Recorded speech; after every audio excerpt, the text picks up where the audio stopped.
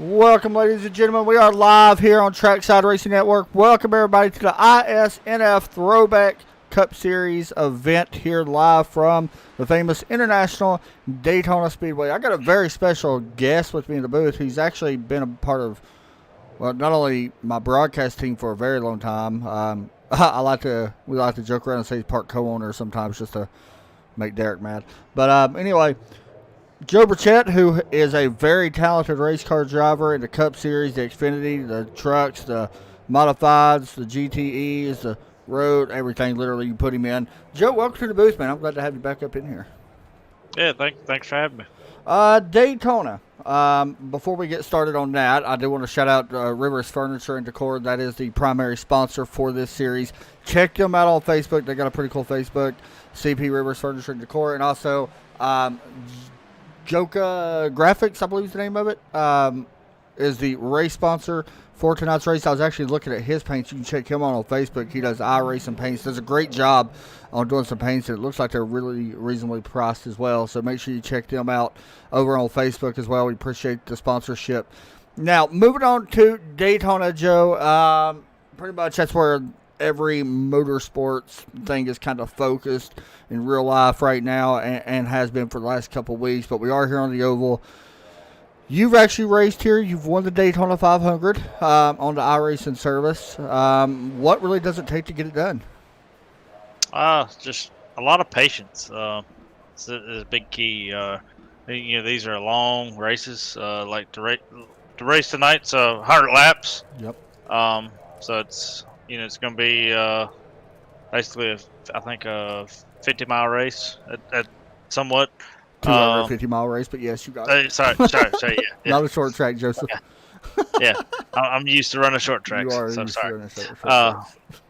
Yeah, so it's a 100-lap race. It's it's a half a Daytona 500, but it's still a long race for these Cup cars. Yeah.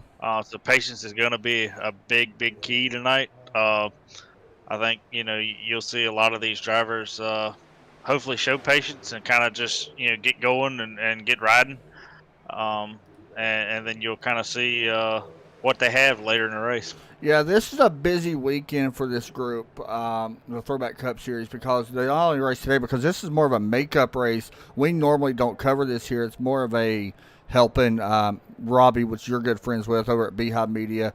We're helping Robbie and Katie kind of do this one for them.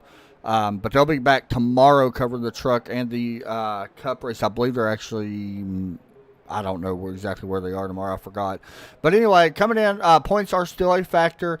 Taylor Butcher Benjamin on top of the board. He is with the DEI team, which is pretty cool to see some of these, teams that we're kind of used to actually seeing in real life. But he's currently first in points with 530. Brian Chew, 473. Jeff Wimmer is 458. Eugene Thorne is in fourth, and Jamie Kerr is in fifth. So yeah, we was approached by Rhea Ferris, who asked us to cover it. Robbie sent us to her. Of course, we did it. But I'm really looking forward to it. I've watched the race a few times, and Joe, you know this. We was actually kind of talking about this right before we came on the air. Side draft and these Cup cars are definitely going to play a factor here, especially moving up through the field. Yeah, it's going to probably be a big factor, especially later in the race, as it gets to go into crunch time. But, I think it's going to be a fun, exciting show, especially allowing these guys to side draft. These big wings on the back are going to cause a big disturbance in the air. And, if you can play your cards right, especially, side drafting through the corners, it's really going to help you. And, if you're able to control your car the best doing it, you're probably going to wind yourself up in victory lane tonight. These guys are at Chicagoland tomorrow night. Robbie's checking in on Facebook as well. He said, hello, Dr. Swamp. We all know that already. That's pretty funny, actually. So we are getting ready to go down to qualify. We'll hop out of the booth up here in the TRN pre-race, get ready to go down to the booth. Should be fun. Once again, Robbie and Katie will have the call tomorrow for these guys. So Joe, Daytona also, I want to mention pit stops. That is especially green flag pit stops. If we do have that, I'm thinking around 35, 36 laps, maybe give or take a little bit on that. Pit stops always crucial, especially with who you pit with and getting on and off pit road cleanly. Yeah, I think the biggest key is going to be getting on and off pit lane without having an Yeah. issue. That's a big deterrent here. If you pit with a big group, there's a high probability that you're going to wreck. Yeah. So hopefully these guys have kind of practiced getting on the pit lane around each other and are able to time getting in and out of their boxes and hopefully limit the mistakes. One thing you're good at, and I want to get your thoughts. Explain to people how you qualify at this place, because it is okay. So a lot of people don't think Talladega does not take a lot of talent. I am in that group more than not, but qualifying does take a little bit of skill. Let's be honest. Tell people about how you qualify and try to start up front if you want to start up front. At your speed for speedways, the big key is getting a really good momentum launch out of the pits. You want to get up to speed as quick as you can, even down on the apron, and then after you go past the commitment cone down on the backstretch, the biggest thing is just get up near the outside wall for that get up to speed lap, and you're basically going to hold that all the way through your first timed qualifying lap. And basically just generate as much speed and momentum, and then as you're coming to your final qualifying lap, which people here will refer to as the go lap, you're going to dive it low and follow that bright yellow line all the way around the racetrack, and try to hold that wheel as steady as you can, and hopefully you get the pole. Yeah, I think a lot of people kind of, when it comes to qualifying, I know I've done it, you've done it, people on our team at Overtake's done it, which makes it pretty unique in qualifying here. Even if you think you're holding the wheel straight, you're probably not holding it straight enough in the corner, especially right there at the apex of the corner where the, like say turn 4 begins or turn 2 begins. Sometimes you kind of come up off that yellow line, and really that does cost time. I mean, we've seen poles won and lost by just thousands of tenths. I mean, it don't take much. So we'll see how it goes. Bob Love right now did qualify second. Braden Black right now top of the board as we're starting to see some times roll in. Keep in mind, these times are going to be a little bit, not where they should be. We'll start seeing faster times on that second lap like you're seeing right now. You see Michael Lester going to the bottom right towards that yellow line. And we'll kind of move around here a little bit. Just checking some guys out that has already put down that first qualifying lap. Here's TJ Crissman in the number 10. Not sure the exact paint scheme of that number 10. You got an idea? I'm not sure. It looks familiar, but I can't place it in the top of my head. I know what it is. I just can't remember. Yeah, it almost looks like an old Ricky Rudd paint scheme. Maybe that's what it is. I think you actually might be right. He used to drive a number 10, correct? Yeah. I believe you're right then. There you go. TJ Crissman coming across the start-finish line, goes to 4th on the board right now. We are starting to see some bigger times come in. Here is Miss Rhea Ferris, the owner, which is pretty cool, by the way. And, I've talked to Katie from Beehive before about being one of the only female broadcasters. Rhea Ferris, one of the female owners that really don't, or a lot of females don't run leagues. I think that's pretty cool to see that actually happening. So Rhea Ferris goes across the start-finish line, currently 17th on the board. Probably not where you really want to do, but we'll see if she can make her way up to the field. I mean, Joe, you and I both know literally you could start anywhere on this field and still win this race. Yeah. I mean, I definitely wouldn't count her out. Kind of to your point there. It is good to see a female kind of owning the league here in iRacing. It's definitely, a step in the right direction. Right. Actually she's out here competing with the guys. You don't see a lot of females race, but she's out here ready to compete. And I think she's going to put on a good show with everybody tonight, and hopefully wish her and everybody racing the best of luck. And maybe one of them can put it in victory lane. By the way, the number 10 car is a Derek Cope car. Oh, okay. So there you go. Let's see. By the way, Ferris is 16 points for people wanting to know for RFR racing. Dave Holmberg, I believe is how you say his name, currently in a 17th in points. So trying to make, of course, I believe top 12 make the playoffs, I believe, if that's the way I'm kind of seeing the standings here. work out. But we did mention also, of course, next week or tomorrow night is the Chicagoland race. Robbie and Katie will have to call on that. After that, it will be Homestead, North Wilkesboro, and Phoenix for your next few races. These guys do have looks like a 5-race playoff or chase. So, yeah, there we go. So qualifying is over. Taylor Butcher Benjamin, your your points leader, on top of the board. So there you go. I don't know if he's in Discord. Let me see if I can check just to see. Don't see him down there unless I'm completely overseeing him. But he will be starting up in the front row. You guys can see that on your ticker going by right now on your screen. But here's your look at your starting grid in case you wonder where everybody else starts. There's Russell Bracca, by the way. Did not mention him. I've actually known Russell now for a while myself. I used to broadcast the 87 Cup cars on Saturday. Good to see Russell in here. I believe he's still actually racing in that WSCRL that we used to cover. So good to see him in here and actually doing well. He's going to probably be a factor here. Braden Black, Bob Love, like I mentioned, I believe he is a newcomer. Brian Treadwell, Bob Williams, Johnny Castle in 11th. As you see some of the field going by as we get set to roll out here from Daytona International Speedway. Pretty much this is a makeup race, just a FYI to people. That is why it's being ran on Saturday. There's your Jeff Burton paint scheme up there in that 99. That's one of my favorite paint schemes, by the way, that he ever ran, the X side. So, we are getting ready to go here in just a moment. We're waiting on a couple of cars to grid up here. Joe, who you got to win? Good luck. Well, yeah. I mean, first time really watching these guys. Yeah. So we don't really have a favorite. I don't know know many of these guys. Don't really know any of them, but we'll kind of just we'll take a shot at it. Well, I guess we'll go ahead and go with the I'm gonna go ahead and take the 94 of John Hopley. You like his car, don't you?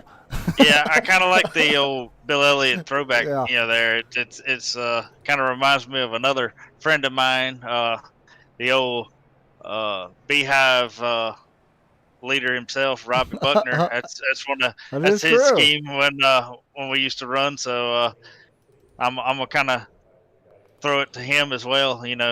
Hopefully the McDonald's car can put it in victory lane tonight. So I was actually going to go with Taylor Butcher just because, he's starting first. I really don't know who I'm going to go with. I'm thinking of Travis Eccles. I think that's kind of who I'm leading for, Travis Eccles. Starting 24th on the grid in that Motorcraft number 21. I believe that's more of I want to say Trevor Bain paint scheme because I know that's the car he drove, but I don't think that's the exact one. No, that actually, to be honest, I think looks more like the what I know what it is. 21 of when Elliott Sadler. Elliott Sadler, that's what it is. Yeah, Elliott Sadler, you are correct. I think this kind of remembers that paint scheme a little bit. So I'm going to go with that one.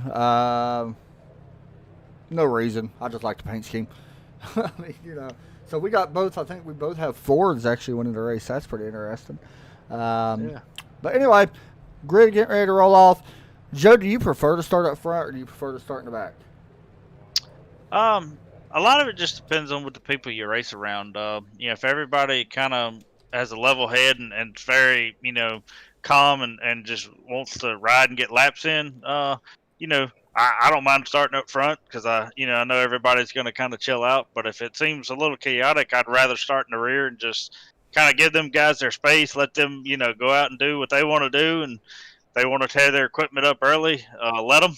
And then we'll kind of be here to take advantage of it later. That is true. We got some people comment. We are on all three platforms. We're on Twitch, YouTube, and Facebook. So people on YouTube are saying, Kendra says, let's go number 45. You're the best. And Mike Lester says, no, I'm your favorite. So there you go. Travis Eccles said that is the Elliott Sadler paint scheme. And his goal is to hang out to the end. I think that is a great call. That's one thing I always kind of done when it came to, running here. It really depends on how the race kind of progresses like you kind of said, Joe. I mean, honestly, if we do get that green flag pit stop, it could space out the field. We don't really know what's going to really happen with that. It all depends really on when and if we get that green flag pit stop, what's going to happen, and where you set up at for it. So, I like the idea of me just hanging out the back. I've been bit by that multiple times and it just don't work. But, I do see it working more than not. But if you are up front, I mean, you're not going to go wrong by being up front. I mean, that way you can avoid all of it. So, because we know the big one's going to happen. That's one thing that happens at Daytona. It does happen eventually. Yeah, I mean, a good rule of thumb is that first car in line is usually the safest place to be at a super speedway, except possibly for the final lap. Are we rolling yet? I think these guys are about to roll out of pit lane. Because I'm sitting here, I don't see us rolling yet. I was curious if we're rolling. There we go. Yeah, we're starting to roll now. You can't go wrong with the 8, by the way, at Daytona. Never was a big Dale Jr. fan. I know, I'm sorry. But you can't go wrong with betting on the number 8 at Daytona, no matter who you are. So, we'll have to wait and see how that car does. Plus, he is your points leader, so you can't really bet against him. Yeah. I'm a little intrigued. A couple guys that qualified here to the front looks like they're going to start from pit lane. So I don't know if they're foreshadowing something happening here early and just are wanting to kind of lay way back off the pack, or what. They accidentally missed the grid. I watched qualify or practice, and honestly, a lot of these guys was working really well together. So that's kind of, I don't know. Maybe they are predicting something big to happen at some point. Yeah. What is your favorite throwback paint of all time? Do you have a favorite? Not really, right. So to speak. I kind of grew up as a lot of people probably either love him or hate him, but Jeff Gordon. I grew up as a Jeff Gordon fan. I hear you. Robbie Buckner's out there listening. He'll definitely give me the old, that guy sucks. He drove a Chevrolet. Hey, I have to pull for him too, dude. Yeah. So, I know Robbie's a big Ford man, and Katie's a Chevrolet girl. So go Katie, by the way. There you go. Hopefully Katie's out there listening. These guys are kind of spaced out right now, by the way, Joe. We're actually getting ready to...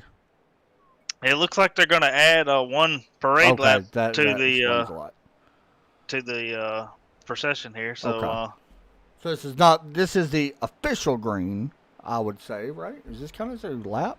I'm not sure. I've never actually... Does it count as one? I think as well. I think it does too. So anyway, we'll get this going here in just a moment. But yeah, man, I think my favorite paint scheme growing up, I kind of want to say it was, Jeff Gordon, but I always liked the old Darrell Waltrip, Western Auto Zone or Western Auto Parts paint. That was always a good one, I thought. But, you can't go wrong with any of the Gordon paint schemes, of course. Yeah, I mean, that kind of shows my age there a little bit, as far as I'm going back to score. Okay. Yeah, that is true. That is true. He was, growing up. He was good though. Southern Virginia, that was my guy going to Martinsville every year. So you got to bet on Gordon when he went to Martinsville. Any short track or road course, you really had to bet on him. Yeah. Unless you're a Tony Stewart fan, then you can bet on him for the road course. But by the way, that does not count that lap, so that's good. Okay. So we are about ready to go here, as the pace lights are off at the moment. The iRacing Ford Mustang pace car leading us underway. One thing I'm glad iRacing don't have is with the grass, it don't really damage the car when you slide through it. That's definitely gonna save some guys here today, because if this infield is waterlogged as it is down there in Daytona currently, I imagine some of these guys are going to have some really messed up front ends. Give it time. iRacing's leading the innovation game, but hopefully they don't innovate that in anytime soon. Yeah, I think everybody can agree with that. All right, pace cars dropping in. We're set to get Daytona underway, and the green flag is out for the ISNF Throwback Series. Never mind. That is the slowest start. I don't think we're actually going yet. Well, is something going on? Don't know. Quite sure. The front two have definitely taken away. Oh, we are under caution. Yeah, I'm not sure what happened there. But we're done, so they'll fix this, and we'll get back on here in just a moment. Meanwhile, the pace lights are on, so we will. I think that was more. I think they was maybe worried about some guys, black flags, maybe. Yeah, I noticed several of the guys on the outside lane never really pulled up to fill the gap for a couple of the guys that started from pit lane. So I don't know if they were concerned that they were going to get a passing, before the green or something penalty. But hopefully here this should shake everything back up and get these guys double filed correctly like they should be, and we get a good clean start. For sure, we'll definitely get it sorted out. It happens from time to time. Definitely nothing wrong with it. They'll get it fixed out. We'll go back green here momentarily. But the 8 car is out front right now, just a FYI for everybody. I'm seeing a lot of guys on my ticker showing out right now, but it should all update. Yeah, we had to refresh our ticker because I was using the time ticker for my road instead of the oval, but that's okay. So, yeah, we're getting ready to go. We'll double back up here momentarily. Right now, once again, you guys can see the sponsors on the screen, the Jaka Graphics and the CP Rivers Furniture. We do appreciate the awesome sponsorships. That's pretty hard for a lot of leagues to kind of get sponsors, especially, and it's a weird conversation. We've kind of talked about it on the podcast we had one time before with Derek, how hard it is to get sponsors, especially for a virtual type thing. I think people are starting to kind of come to light a little bit on, especially iRacing. A lot of businesses are seeing that you can promote pretty good here on iRacing, so that's good to see, though. I'm glad that these guys was able to actually get that because it is definitely not cheap running a league by any means, including broadcast and fees and all that stuff that you pay out. It's definitely not cheap, so glad to see that they got that. So like we said, pace lights are on. Should be getting ready to cut off here momentarily. This was just a gap in the race. Joe, under this yellow right here, do you save a little bit of fuel, you think? Yeah, I think you're gonna see a lot of these guys go straight into fuel conservation mode. Just limits how much they've got to pit. I don't think tires are gonna be that big of a factor tonight. Yeah. You'll take them at certain cautions, but the big key is gonna try to save as much fuel, see how far you can go on a tank, and try to limit this to only a few numbered stops throughout the race, and try to limit your time on pit lane. Yeah, we've talked about this before when pit stops, especially when it comes to the green flag stuff. Sorry, I had to read the chat. But we was talking about the green flag pit stops. If you go green flag, do you take tires or no? It takes about the same amount of time, correct, to fill up the car, or I don't really know. Yeah, from my understanding, what I've always been told is if you're going to take a full tank of gas, then you have enough time to change all 4 tires. You're not losing any time by adding tires on with the gas. But if you select to only go, say, half a tank or under, your best bet is to either select right sides or left sides, one of the two, and stick with them. Don't go 4 tires because you will be sitting there waiting on the jack because the gas man will be done and back over the wall. He'll be ready to go. Derek Pemberton checking in over on Facebook or over on YouTube. Good to see you, Derek. Lazy bum. You know what we really want to call him, but we can't right now. Oh, man. Anyway.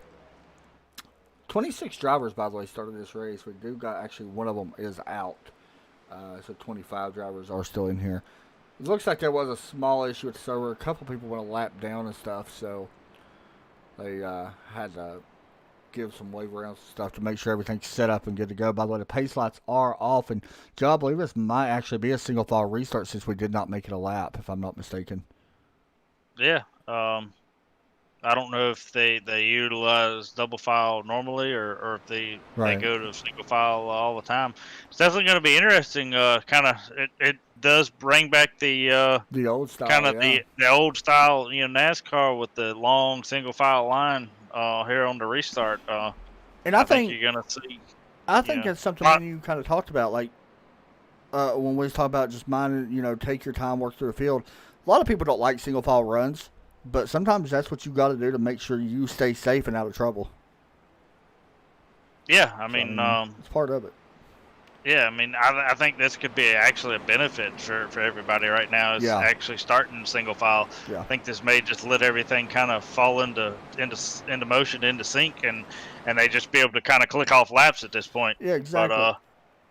That's definitely an interesting point. I always liked, I know a lot of the fans and stuff don't like single file races, but for a driver, you kind of don't mind it, honestly.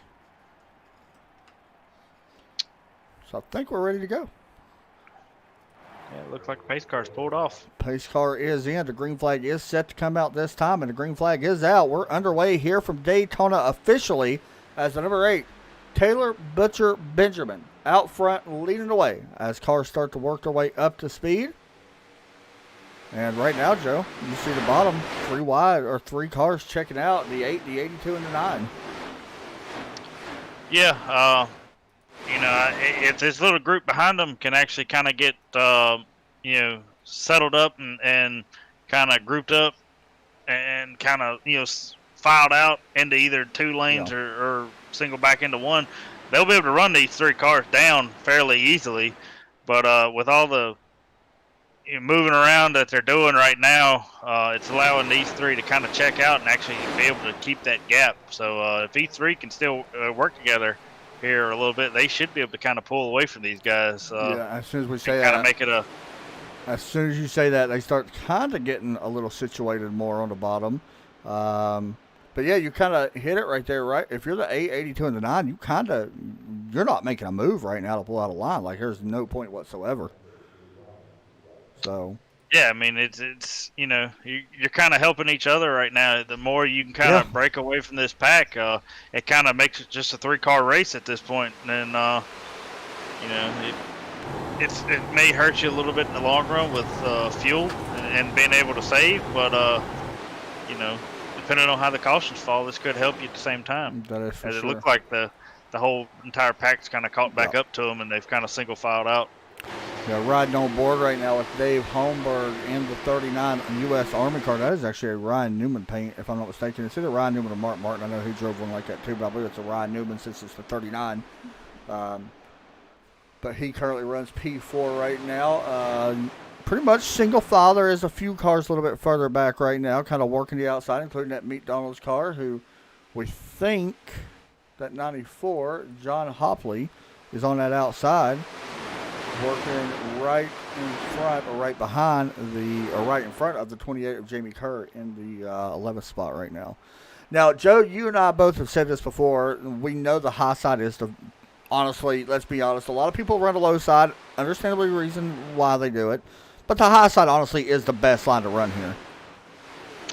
Yeah, I mean, if you're wanting to make a pass, the high side's going to be your way to go. The low line, you get bogged down. The way everybody runs, you have to run somewhat 3/4 throttle when you're in the draft on the bottom, because you just don't want to run over the guy in front of you. Yeah. So it kind of gets the bottom line somewhat spaced out, and they're not able to run wide open like the top is, and the top's able to they get enough cars up there and get grouped up enough, they can really start picking off these guys on the bottom utilizing this side draft. We've talked about, you can definitely make passes using a high line. We're seeing the 10 right now, TJ Crissman. You can actually make passes utilizing that side draft. What makes me curious is once they get up to the front, and if they get up to the front, what happens to the air on the front of that car?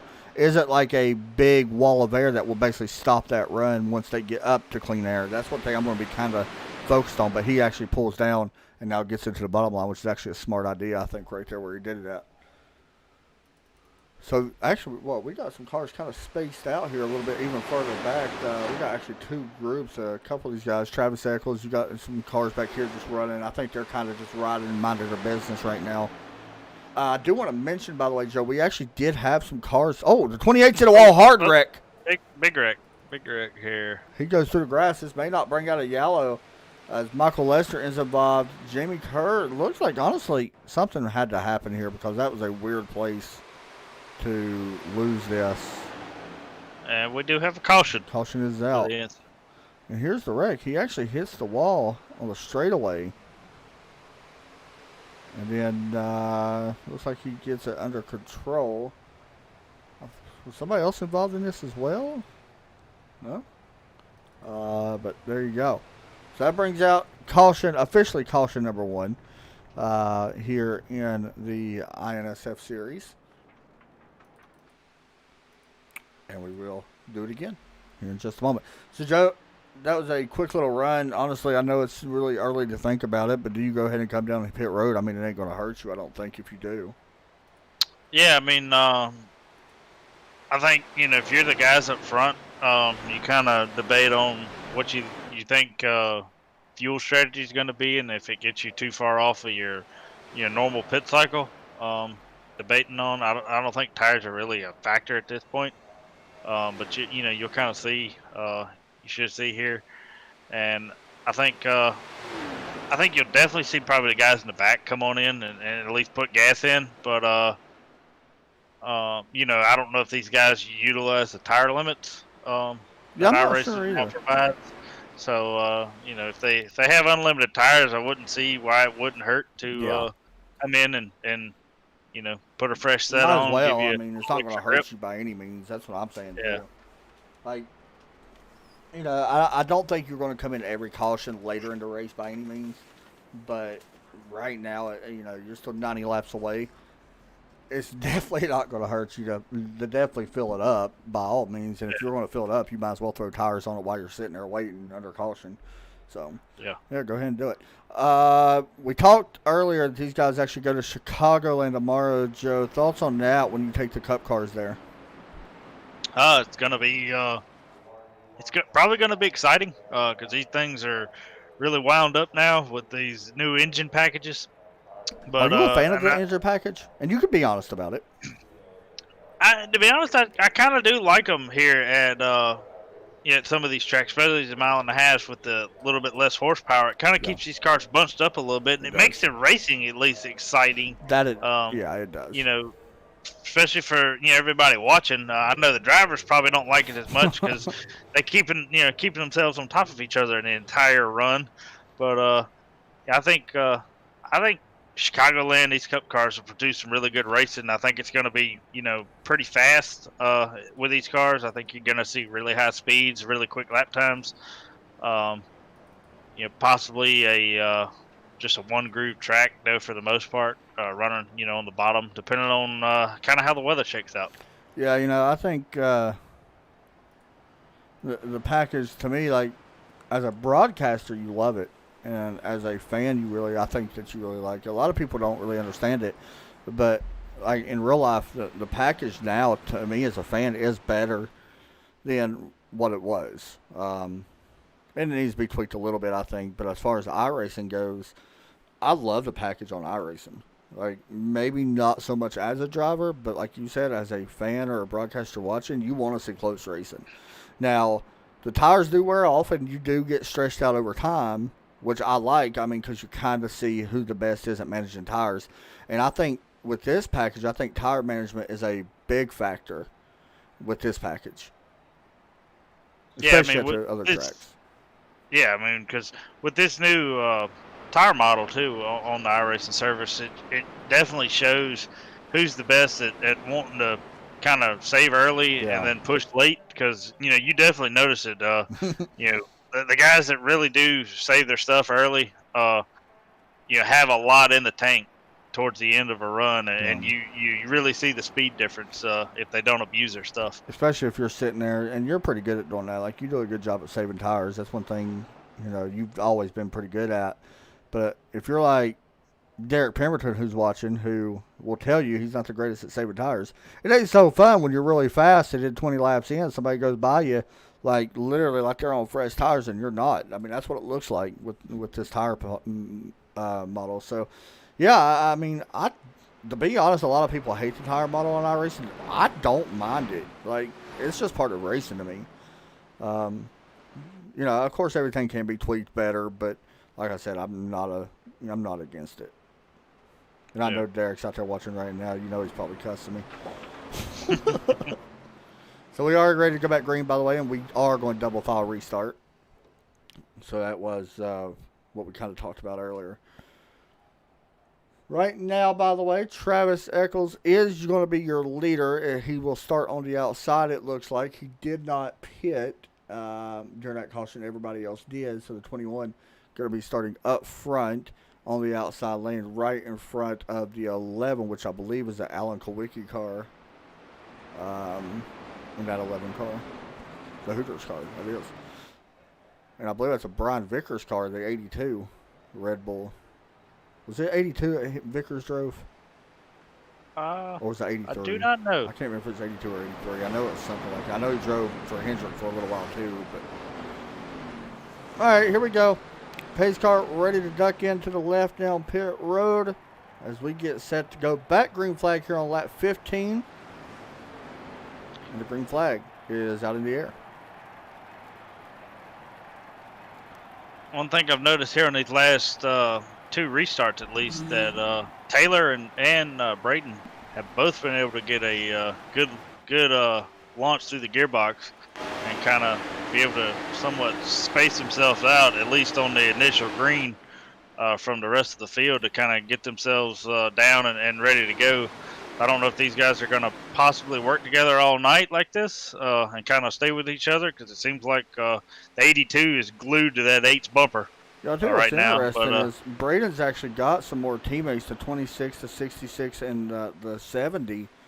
And they're all in Toyotas, of course. But the 8, I'm not quite sure who his teammates are, but he's not in Discord. But, I mean, right now he's the only Chevy kind of up front, I believe. I don't think we have another Chevy inside the top 5 besides him. Now I'm sitting here looking. We got a Chevy, Toyota, Ford for your top 5. The 9 car working the high side, Brian Treadwell. Kind of stuck up there right now by himself at the moment as the 70 is looking underneath him. Actually, I think that 70 car, is that the 70 I seen? Actually, I'm trying to see who that is. I can't tell if the 70 of Daniel Williams. That Haas Automation car currently running P7 right now. Few cars working the outside lane. I see a Bobby Hamilton car back there in the back too. That's a name I haven't heard. Name I haven't heard of forever, man. Now, one person I'm kind of keeping my eye on, you just spoke about him, is that 70 of Daniel Williams. He was one of the cars that started from pit lane here on the initial start, and I think he did qualify up inside the top 5 for the race. So yeah, he's quickly made his way through the field and has got up into look like the 7th position right now. So I think he definitely has a good car, and he's going to be probably one of the guys to watch out for later in this race. Let me get your thoughts on something. And like I said, one thing about you, you are honest when it comes to a lot of things, especially about iRacing and racing in general, because for people that don't know, Joe actually works in the racing world. He works over with Peyton Sellers. If you don't know, Peyton Sellers is one of the best late model drivers, especially in the Southeast. Yeah, I can definitely say that. Literally has won national championships in the late models. Track champion up at South Boston. Finished second last year in the championship to Josh Berry. And that was for the nation championship, correct? Yes, so, correct. Joe knows a lot about racing. So let me ask you this, Joe. When it comes to restrictor plate racing, especially Daytona, Talladega, does it take talent to run these races? I know it does a little bit towards the end. I definitely know it does as the laps tick down. A lot of people, are kind of, it don't take a lot of talent to run them. Yeah, those people kind of, I don't know, they irk me a little bit. Because, I mean, to get in one of these, even on the iRacing service, to keep it from you spinning it out on lap 2 or, whenever, it takes some talent. You've got to put in the repetition, the laps. Everybody's, nobody's awful. Everybody's, putting in the laps. So, I think it definitely does take talent, and all these guys are showing that they have talent out here on the track. Because they're making the laps, they're getting around the track, and we're not having incidents. So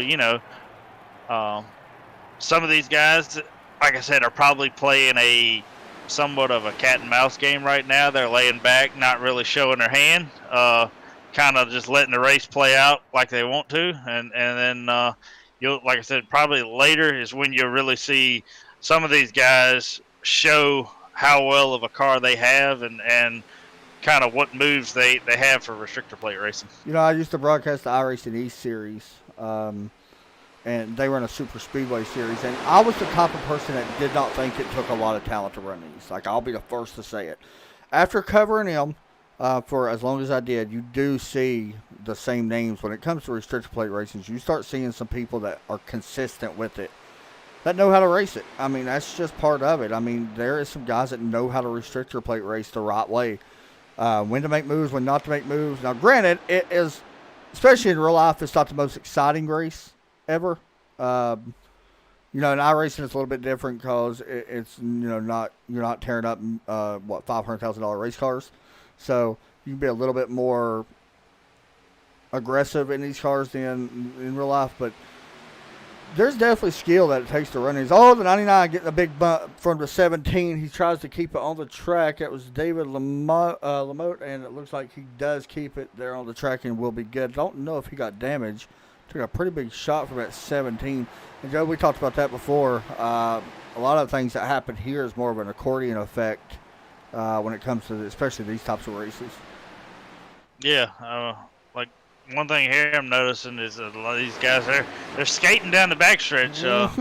They're switching from one lane to the other, and hopefully they kind of get it settled because it's getting a little concerning because hopefully we don't have a big one here. We don't have a big one here because it seems like these guys are actually putting on a pretty good show right now with all the back and forth. And Dyson, kind of curious to see that 82 car kind of pull out of line and go to the high side because right now it's not paying off for him. But if he can get the 66 and maybe the 70 really to pull up behind and get on his bumper and use a little side draft, he should be able to kind of inch his way back up there to that 8 car. Yeah, Brian Hughes, the 18 that's on the inside. He is in that Bobby Labonte. I believe it's the Bobby Labonte throwback. It might be a Dale Jarrett, but I believe it's Bobby Labonte since he's part of the JGR in Discord.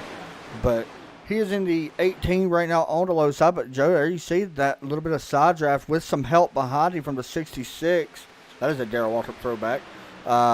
Pushing that 82 now. So, there you go. You're starting to see the high line coming a little bit. A little bit of skating around, though.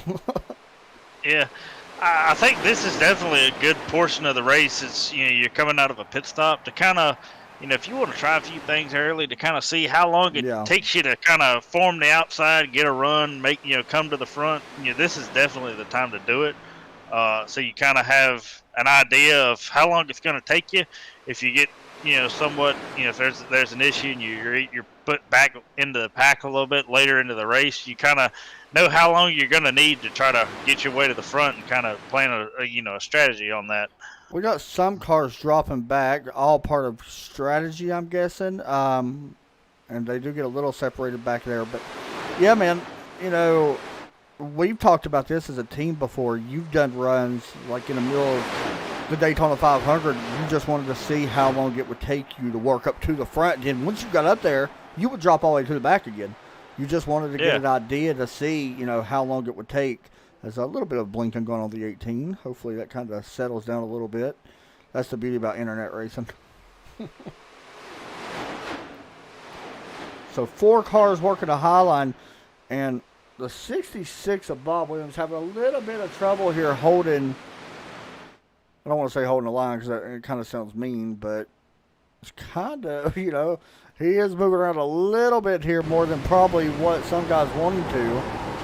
As you see the 70 right there behind him, we're on board right now with Daniel Williams. You can kind of see the 66. He was having a little bit of trouble a moment ago holding the line, and there you see it right there. And that's a tough situation if you're one of these guys trying to help him and help yourself at the same time. So you got to be a little careful. You can kind of hear him getting out of the throttle right there a little bit. They're going to lose some spots, I believe, but watch for that 70 to possibly get down once there's an opening. I would probably say so anyway. But anyway, we stay green right now, and been green now for a few laps here. About 13 laps or so under green flag.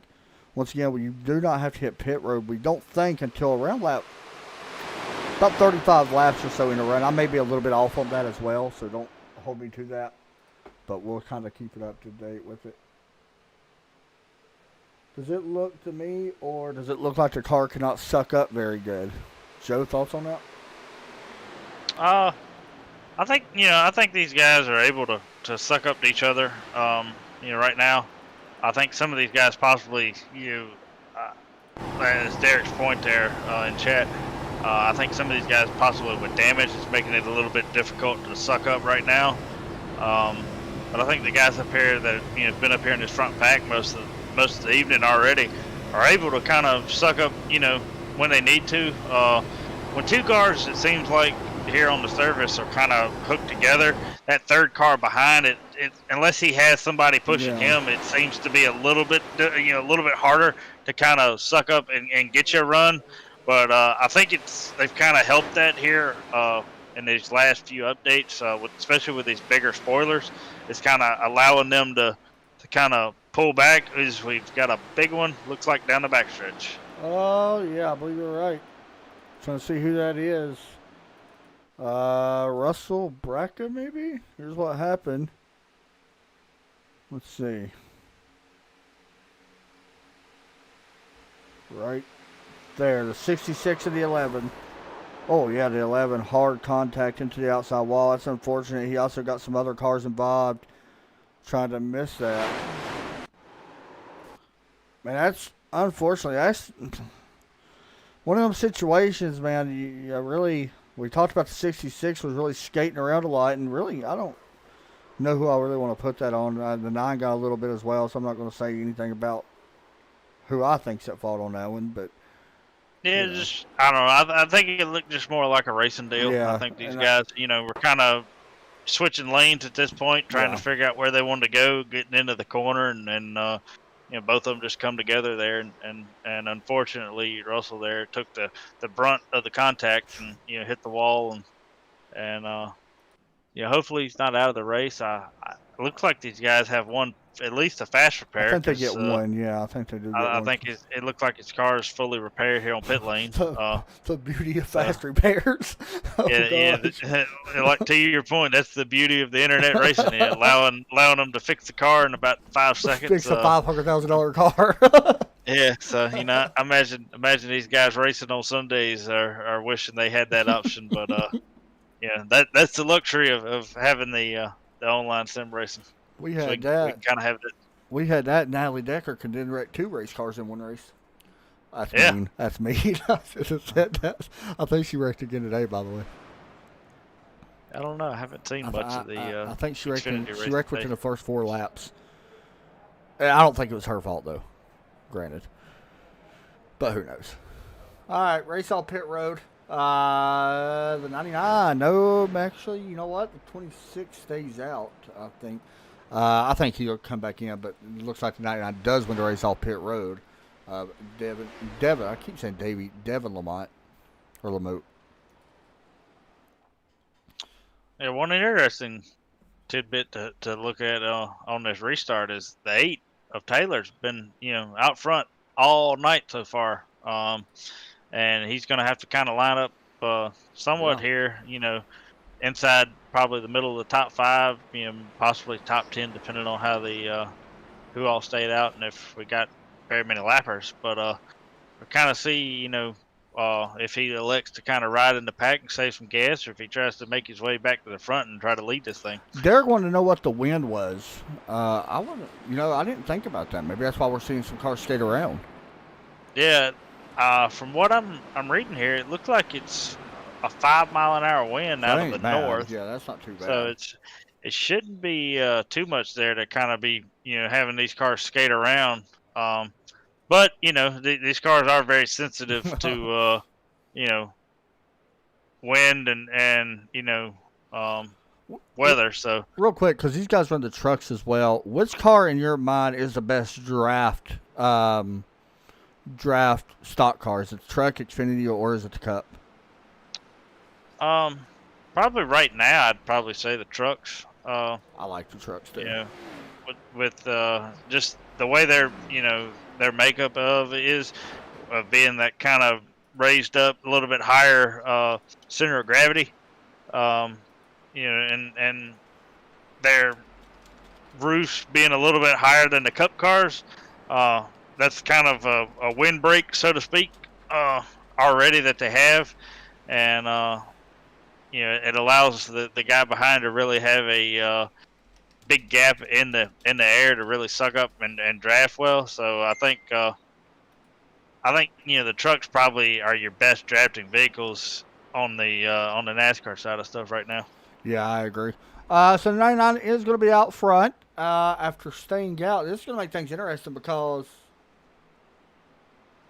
let me double check this. Never mind. I thought he actually stayed out for some reason. He actually did win the race off pit road. I was thinking of somebody else. Anyway, get ready to go back green. It is the 99, 82, 8, and then it will be the 70, who I think I'm actually wrong. I think it's going to be the 66 on the outside of that 8 car. So we'll see these guys get ready to go here in just a moment. All right. Bring us to the green, Joe. What? And looks like the pace car is going to be coming through short chute into the tribal. He's off. And we're back green flag racing here at Daytona. Green flag is back out in the air, and the 66, not a good restart there on the outside, so it's kind of going to leave that 82 up there by himself. Pretty much trying to get around. It's going to be interesting to see what kind of run he gets off turn 2 by himself, not really having no help. Which they're not fully up to speed yet, so I don't know how much it's really going to affect it too much, but we'll see. I think you're going to see this 82 try to see if he can get low here. What actually it looks like the 9's been pulled up behind him, so yeah. I don't know if he's going to go down to the bottom, but I think his 82's the one that's willing to try this outside. Yeah, he's and kind of see if he can work his way to the front, because he worked with the 8 there early, but he's pretty much kind of committed to that outside ever since breaking away from the 8, and I think he's going to try to be the one to live and die by running the high side. Talked about Rhea Ferris earlier. She is currently running P10 right now. In that number 97 John Deere car. Now, that is a car I know who drove it, but I cannot remember. Do you remember who drove that?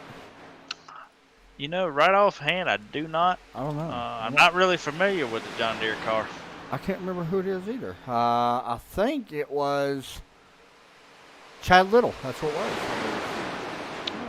And you know what? That's who it is. Sitting here looking it up now. So, pretty cool. Chad Little. That's a name I haven't heard in forever either. Trying to reading some messages, but right now it's 2x2 up front, and you are seeing an 82, Joe, getting a little bit of a run here with a little bit of help. Not much help behind him. I mean, they're not pushing super hard on the bumper, but outside line, using that momentum from the high line, getting a big run. Oh, the 8 pulls up in front. Yeah. Well, you actually mentioned that a minute ago. You said they was working together a little while ago. Yeah, I mean, I think one thing you kind of are able to notice, and everybody out here watching, the guys on the low side, they're going to draft close, but they're not going to really bump too much. Yeah. Because the low side, it's not really going to benefit them that much. It's mainly the biggest thing is just going to the guy running second and third is probably going to start to overheat their race car.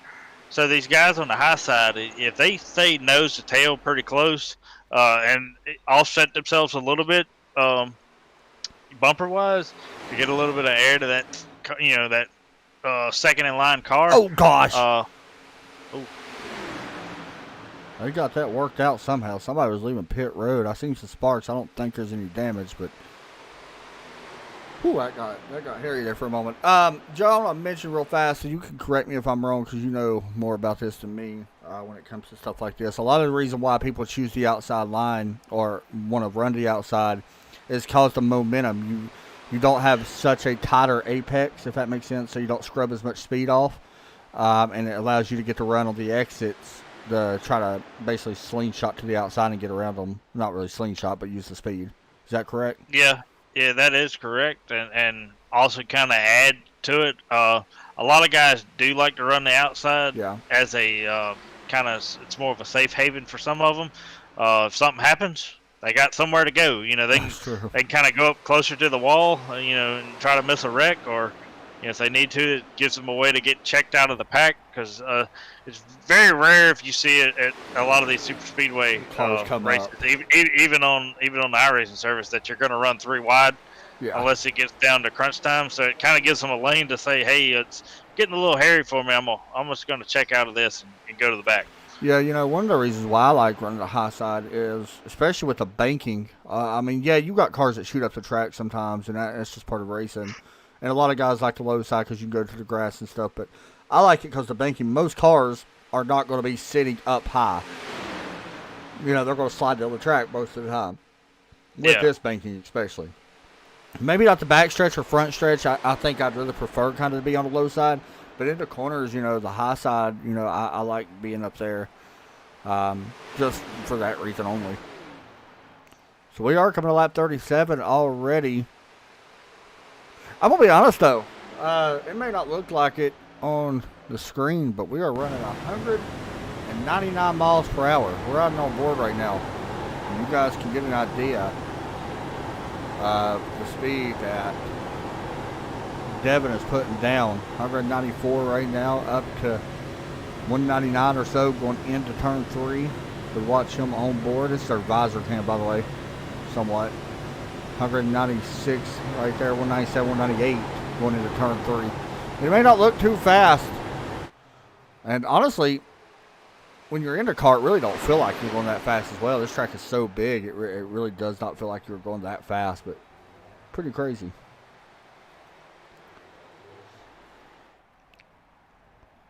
It's pretty hard. Oh, 66 plowed the wall in the back. And I think he's still going. I think we're going to have a caution for that. But wait and see. It looks like he is really struggling to get the car back down. It looks like he does get it straight now, as he's got some more cars working up behind him. yeah, but to your point though about the cars kind of, you know, being able to go this fast, and it doesn't look like they're going 195 plus. You know, with them all being packed up, you know, it doesn't look like that. But when you see one of them get sideways, you really get the sense of how fast these guys are going. Because when one of them goes down through the infield, or what, you know, whatever happens, somebody gets sideways, and you see that car going, you know, opposite of where everybody else is, you can really get that sense of speed of how fast these guys are actually going. It is pretty crazy, like going through the infield at 180 miles an hour. You know, when you jump the Daytona logo and stuff like that, I mean, you get an idea real quick how fast they go. It is pretty wild. So we're riding on board right now with the 9 of Brian Treadwell. You kind of see what the speed we're talking about. I mean, they're going to run this track at 45 seconds. Pretty good. I bet you was, because you went to the Daytona 24. I know it's a completely different race, but was you pretty impressed by the speed that them guys would have? Oh, we're going to have a wreck right here. 18 and 10. Multiple cars. Caution's out. Looks like this might be the big one. Yeah, there was just quite a few ones that out. It's going to take some people out, unfortunately. I believe Bob Love was involved. But yeah, was you pretty impressed by the amount of speed? I know Derek's in the chat. He's been to Talladega and stuff, but the amount of speed had to be really surprising. Yeah, I mean, for that type of car that they run, right, you know, for the Rolex being the sports cars and those Daytona prototypes, you know, coming about through the trial, you really get to see how fast those cars are. But what's more impressive with them? Is it watching them go through the infield, or is it the straightaways? I think it's, you know, just watching how they take some of these corners, dude. You know, it's watching them, you know, go take a, you know, probably in one of these NASCAR Cup cars, you know, they're running the road course here at Daytona now, you know, taking a turn 1 at probably, 65 miles an hour in a cup car, and these prototypes are taking it probably about 110, 115. Just flying through there. It just shows you how different these different types of racing is. Even on the same tracks. By the way, real fast, Cody Kennedy's checking in. And what's up, Cody? Checking in over on Facebook. Gotta give a shout out to Cody. He's broadcasted with us a couple of times when we did the Strictly Street Stock on Wednesdays. And Joe, of course, you ran out, and Cody was in there broadcasting. He actually got offered a job for a local racetrack to start learning broadcasting by using our broadcast, which is pretty cool. I don't think they're going to let him in the booth right away. I think he's actually going to be working on pit road for a little bit before they start letting him do all of it. But they actually wrote down a bunch of stuff. They got our channel name and all that and went and watched the videos and stuff. And I think he actually got offered the job to work on pit road, which is pretty awesome. So shout out to him for doing that. That's pretty neat, man. Yeah, congratulations. So we are on pit road right now, which it's definitely not going to be the final stop with 42 laps in. So we did have one car stay out. I think the 8 actually missed his pit box, but he does not take tires. He'll be good to go. Fuel only for the 8 car. The 88, by the way, of Derek Cook did stay out. Not sure how long. Maybe he's wanting to stay out to lead a lap. He's running that Dale Jarrett paint scheme. That is a car I haven't seen in forever as well. I used to love that car. I think a lot of people think of Dale Jarrett, they automatically think of UPS when he was sponsored by them. Yeah, well, I kind of associate Dale more so with the interstate batteries. Care. Okay, so that makes sense. Like, that's what I do too. Yeah, with the 88, quality care, running for Robert Yates. Did he ever go to Roush? I can't remember if he ran for Roush or not either. I don't think so either. I don't know why I thought he did. I think he drove for Michael Waltrip right at the end of his career. Oh, I'm sorry. In the UPS car. I'm sorry. Yeah. That didn't work out too great. Hey, I like Michael Waltrip though. Yeah. Funny guy, but probably not the greatest car owner. Not the greatest car owner. I think after the debacle of Richmond trying to get his cars in the playoffs. When he said something like ice cream or something on the radio. Yeah. The calls are right. Jeff Gordon wasn't too happy with that either. Yeah, I think it kind of helped Jeff out. They did help him. They did help him. They let him in anyway.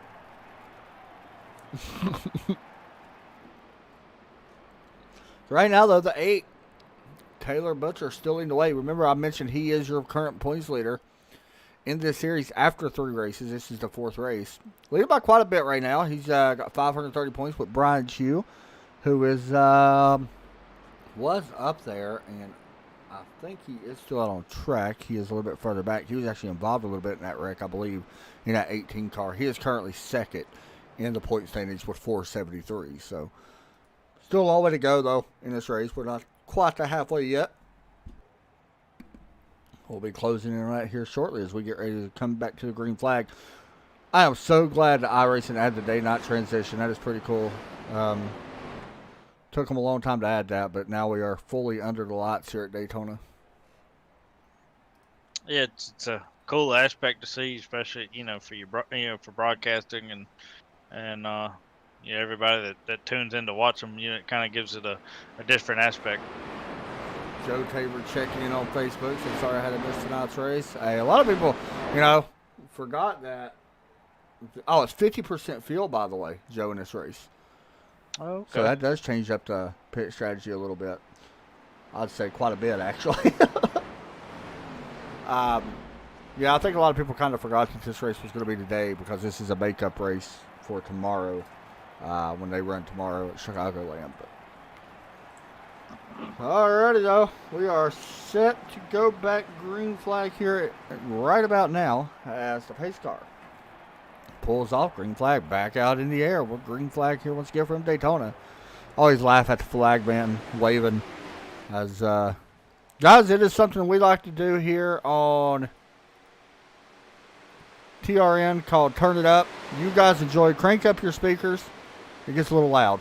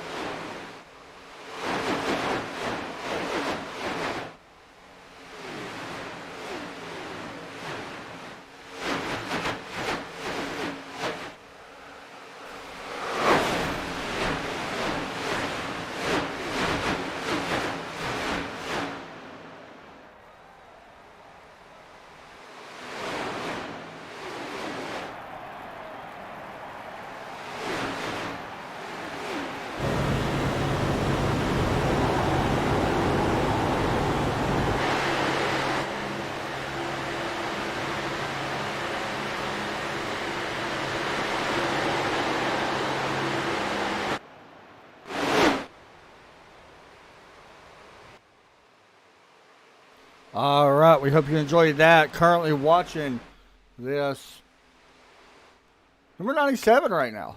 Rhea Ferris working her way up on the outside lane. Adam Chapman, Joe Burchett with you here in the booth. Coming up the halfway point here in just a couple laps as we watch the 97 work up behind this 10 of TJ Crissman working that outside lane with the help of the 28 Jamie Kerr a little bit back there, and that 9 a little bit further back right there in Brian Treadwell. So we are still green flag here as outside lane starting to slowly make a little bit of a push. We're watching to see that. Real fast reading the chat, seeing that Joe Taylor said his power's been off for about a week now. I know a lot of people was affected with that. Joe, I know you had to deal with that, unfortunately, up in Virginia. So hopefully your power comes back on. That's one reason why he's not racing. Joe's like, I hate cold weather.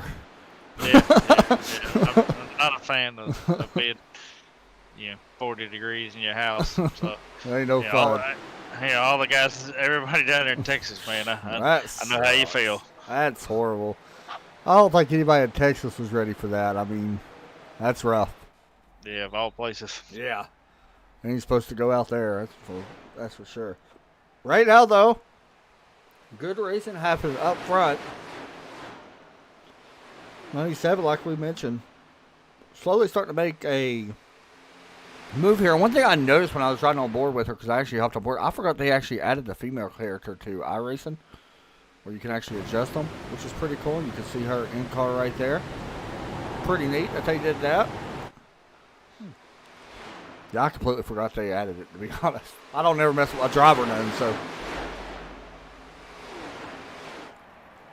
So here we go to the start-finish line at the halfway point of the race. It will be Braden Black leading that lap. And that number 82. Joe, you said that 82 was going to be a factor because the way he was running that high line, he has got the lead and has dropped to the low line now. But not super surprised to see him up front now, honestly. Yeah, one thing, I don't know if we caught it actually on camera during the crank it up, but the 82 and the 8 car, 8 car was out front leading, and looked like I think the 82 just kind of went to go give him a push down the backstretch, and I think it was just a locking bumpers, gone wrong kind of moment, and looked like he kind of hooked the 8 car and sent him into the outside wall, and quite a bit of damage. Got quite a bit of damage on the right side, so he's to drop back, out of this pack, and it's kind of riding in the back. I think he's gonna wait around and hopefully hang on to the big tail wreck. end of the back. The big one, yeah, that's the big one. 5 or 6 cars involved, including Rhea Ferris, who was one of the hard-hit cars in that one. Multiple cars involved. The 66 also involved with it again. I think he kind of came in this late. I'm going to see if we can get a better view of this. There you go. The 70, the 21. Eccles involved. The 39, the 70. I think this had to do. The 97 may have came down a little bit and tagged the 70, unfortunately.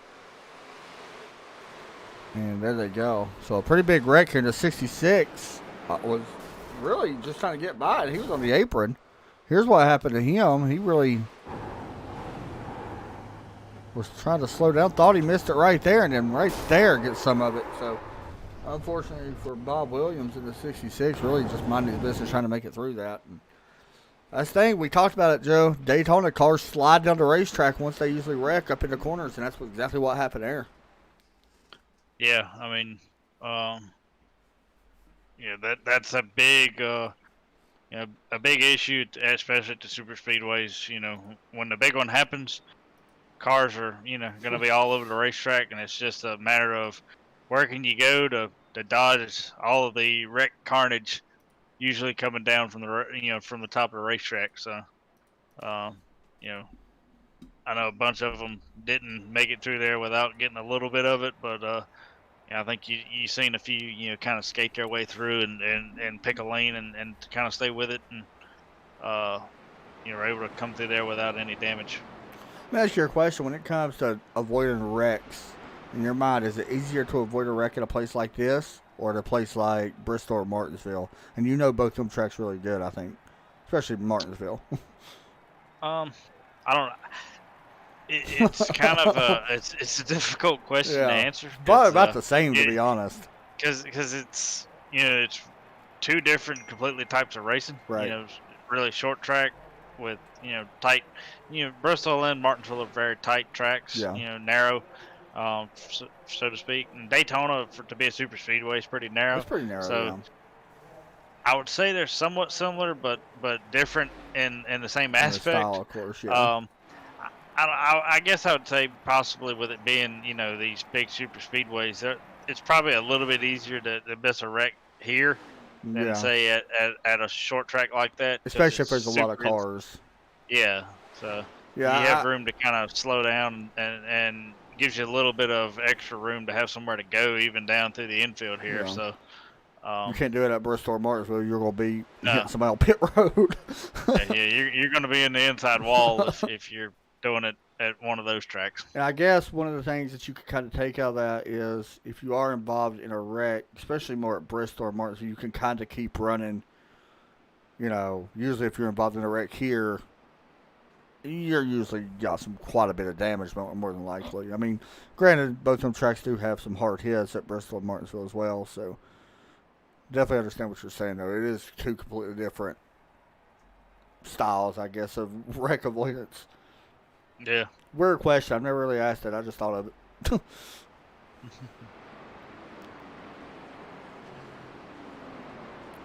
So looking, I don't know. I don't know what this is going to do for fuel fuel mileage, man. I'm gonna be honest. With us running 50%, I'm not sure how far we can go on a fuel run now. So it kind of makes me wonder a little bit. I mean, is it a one more stop race? Can you make it, now to 75 and finish the race with 25? I don't know. Yeah. I mean, I don't with it think the being caution's past done. halfway, I think it's definitely interesting Yeah. because I think you may see some of these guys kind of mid-pack, kind of try to hang out there and stay in the draft, and this is where you'll see guys really start to save fuel by utilizing the draft here, not trying to pull out and go to the front. I think you're going to see several of them at least try to ride. Yeah, I think that's kind of the smart idea, honestly. I mean, I don't know how many fast repairs these guys got left. Tell you what's interesting, that 39 car right here is going to be very interesting. He literally has no hood on my screen.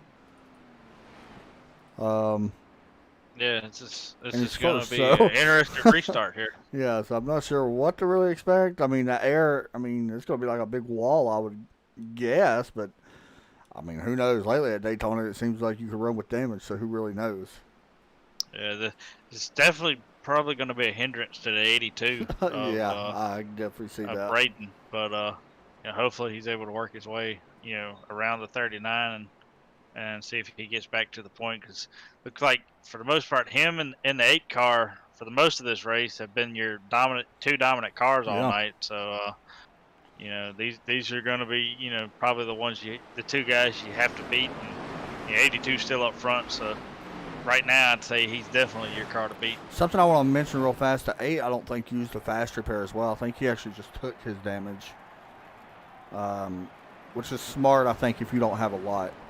You definitely don't want to use it unless you really need to. So, green flag is out. Yeah, you see it right there. Just 39 not going up to speed. Watch for this. Yeah, he's in a very bad and really vulnerable spot right now where a lot of guys are going to be trying to avoid him. You see him dropping back to the field. That car at no speed, unfortunately, now. He was fast early. And this right here may be what does him in, that damage on the front end. Luckily, he did get a lap later, which will help him, I'm sure, in the points. But definitely not what you want when it comes to Daytona. So the 99 out front with the 82, once again, we've seen him work the outside a few times now. And he's getting the help from that 9 of Brian Treadwell. And Joe, you're the one that taught me how to really utilize side draft. You're seeing it right there. That was a great spot of what we just seen with the 82 coming down onto the 99, taking the air, putting all the air on the spoiler, and then swinging out wide on exit. You really taught me that, and it definitely works, especially at a place like this. Yeah, if you know how to utilize the side draft, you're really going to help yourself in the long run here at Daytona or Talladega, because it's definitely one way to get yourself to the front Yeah. very quick. So that was really cool that we was actually able to see that and actually be able to watch it. He did a fine job, and right here, you may have a chance to actually clear on the straightaway. Wait and see. Don't look like he's going to side draft this time. Not yet anyway, but he may have enough momentum to be able to take the lead here anyway. It looks like he will be able to. Yeah, he's definitely going to lead the lap. And Yeah, this is kind of what was talking about a little bit earlier with the inside lane. yeah. You know, these guys aren't able to get super tight because they really have nowhere to go, and they're trying not to run each other over, and allows these guys on the outside to kind of really bunch up and get a big momentum push out on exit of these corners down these straightaways. And like I said, if they utilizing the side draft and they're able to dump the air over on the spoiler of the inside lane, it really gives them a momentum boost, and it'll shoot them like a rocket almost out of the corner. One thing I do want to mention, Rhea Ferris, unfortunately, looks like she's going to be done. She is in the pit road right now, finished 24th. I don't know if she'll finish there, but getting some needed work. Unfortunately, going to end her night, it looks like. But tough break there. Was doing solid in points, but she'll have the opportunity to make a lot of that up tomorrow. That's one good thing about this race. With this being a makeup race, you can actually come out tomorrow and make that up with them running tomorrow instead. So you can kind of, this won't bother you too bad, I don't think. But all in all, pretty solid race. Yeah, I think these guys have put on a good show so far, and I think it's only going to get better as this race goes on.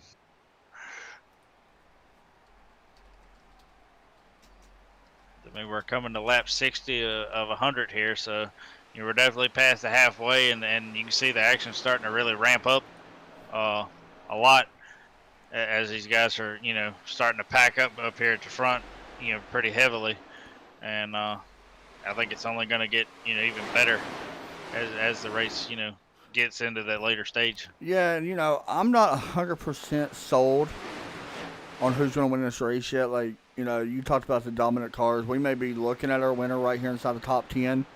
We may be looking at somebody a little bit further back inside. Oh, there they go. Big wreck. Yeah, it might be the big one. Oh, yeah, 28, 82 involved, the 10, the 17, the 94, the 43, the 33, the 26, the 45, the 11 somehow makes it through it. I think the 8 made it through it as well. I don't even know where this all started at. I'm going to try to back this up and get us a replay as a big one happened. It looked like it could have been with the 10 and looked like maybe the 18, I believe, or the 82. 82. And there you go. And here's where it all starts, into the 9. Nobody actually went airborne, I don't think, but the 40 involved. So I said our last one was the big one. This was our big one. This took out, or at least involved with about 10 cars, maybe more. I'm going to try to ride on board with the 8 here. He basically seen this coming and stopped completely. As he does got a little bit of damage. That is why you don't use your fast repair too early. Yeah. For reasons like this. And here it is. And then one thing about Daytona, when a wreck happens up front, you can guarantee usually it's going to be a big one. I mean, he barely misses this. It looks like the 8 basically comes to almost a complete stop. Yeah. To miss the carnage in front of him. So a lot of damage involved, and I don't know who all that's going to take out. I can tell you that TJ Crissman has moved the car to pit road. Everybody's definitely going to come down, I would expect, unless, you don't really need to, but everybody's definitely going to come down after that one, I would expect. So. Yeah, hopefully this doesn't knock too many cars completely out of the race. Hopefully they have a fast repair that they can still use and are able to get back out there or get the damage fixed normally, so to speak. But and I do want to mention, by the way, you can go about 19-ish laps is what I'm being told, Joe, for fuel. So 19, 20, somewhere around there. Yes, that's interesting, for a fuel strategy run. We're on lap 62 here, so if they could make it to somewhere around, say, lap 80, 81, pit, that should carry them all the way to the 100 lap mark. So you may be able to see some of these guys kind of conserve a little bit here when we go back green, strategy wise, and maybe push it a little bit later into this fuel window, and come down and maybe take a little Yeah. bit less gas. Yeah, I mean, you're definitely right here, and you kind of hit it, Joe. I'm sitting here looking from people, and I'm not sure about the 43, how much he got damaged from this. He's got a little bit there. A lot of these cars really got a ton of damage um, from this. The 20 actually looks a little pretty good. He's got a little bit there, but I mean, we're sitting here looking. I mean, there's cars still on pit road. I seen probably from about 12th back was on pit road a few moments ago. So a big one really takes out quite a bit of cars, unfortunately. And yeah, when I say take them out, it may not damage power. I mean, we don't know for sure yet on what it's going to do as far as that. The 17's got a little bit of damage. I think that car might be okay. He's got a little bit of nose damage. 70's got some nose damage as well. The 11, Russell Bracca. Knew I should have picked him.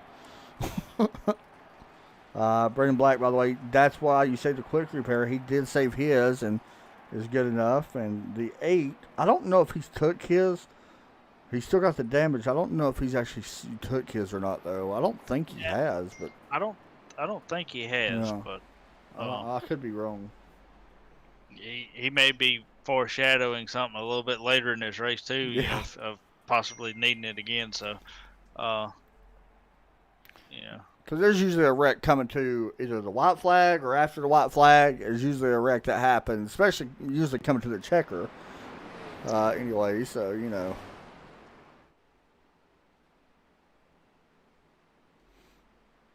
All right. So pace lights are off. We're about to we are double back up. About to go back after it again.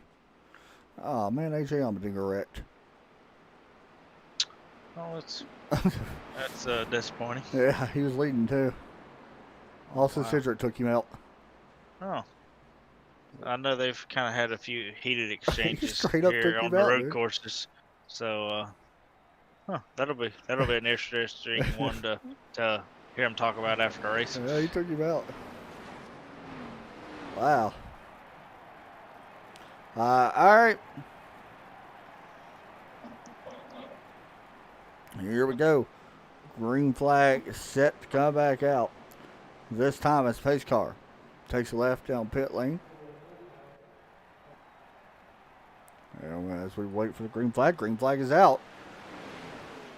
This may be the section where we get that run in, Joe. Honestly, that green flag run with so many cars being damaged, it really may, spread this field out a little bit here.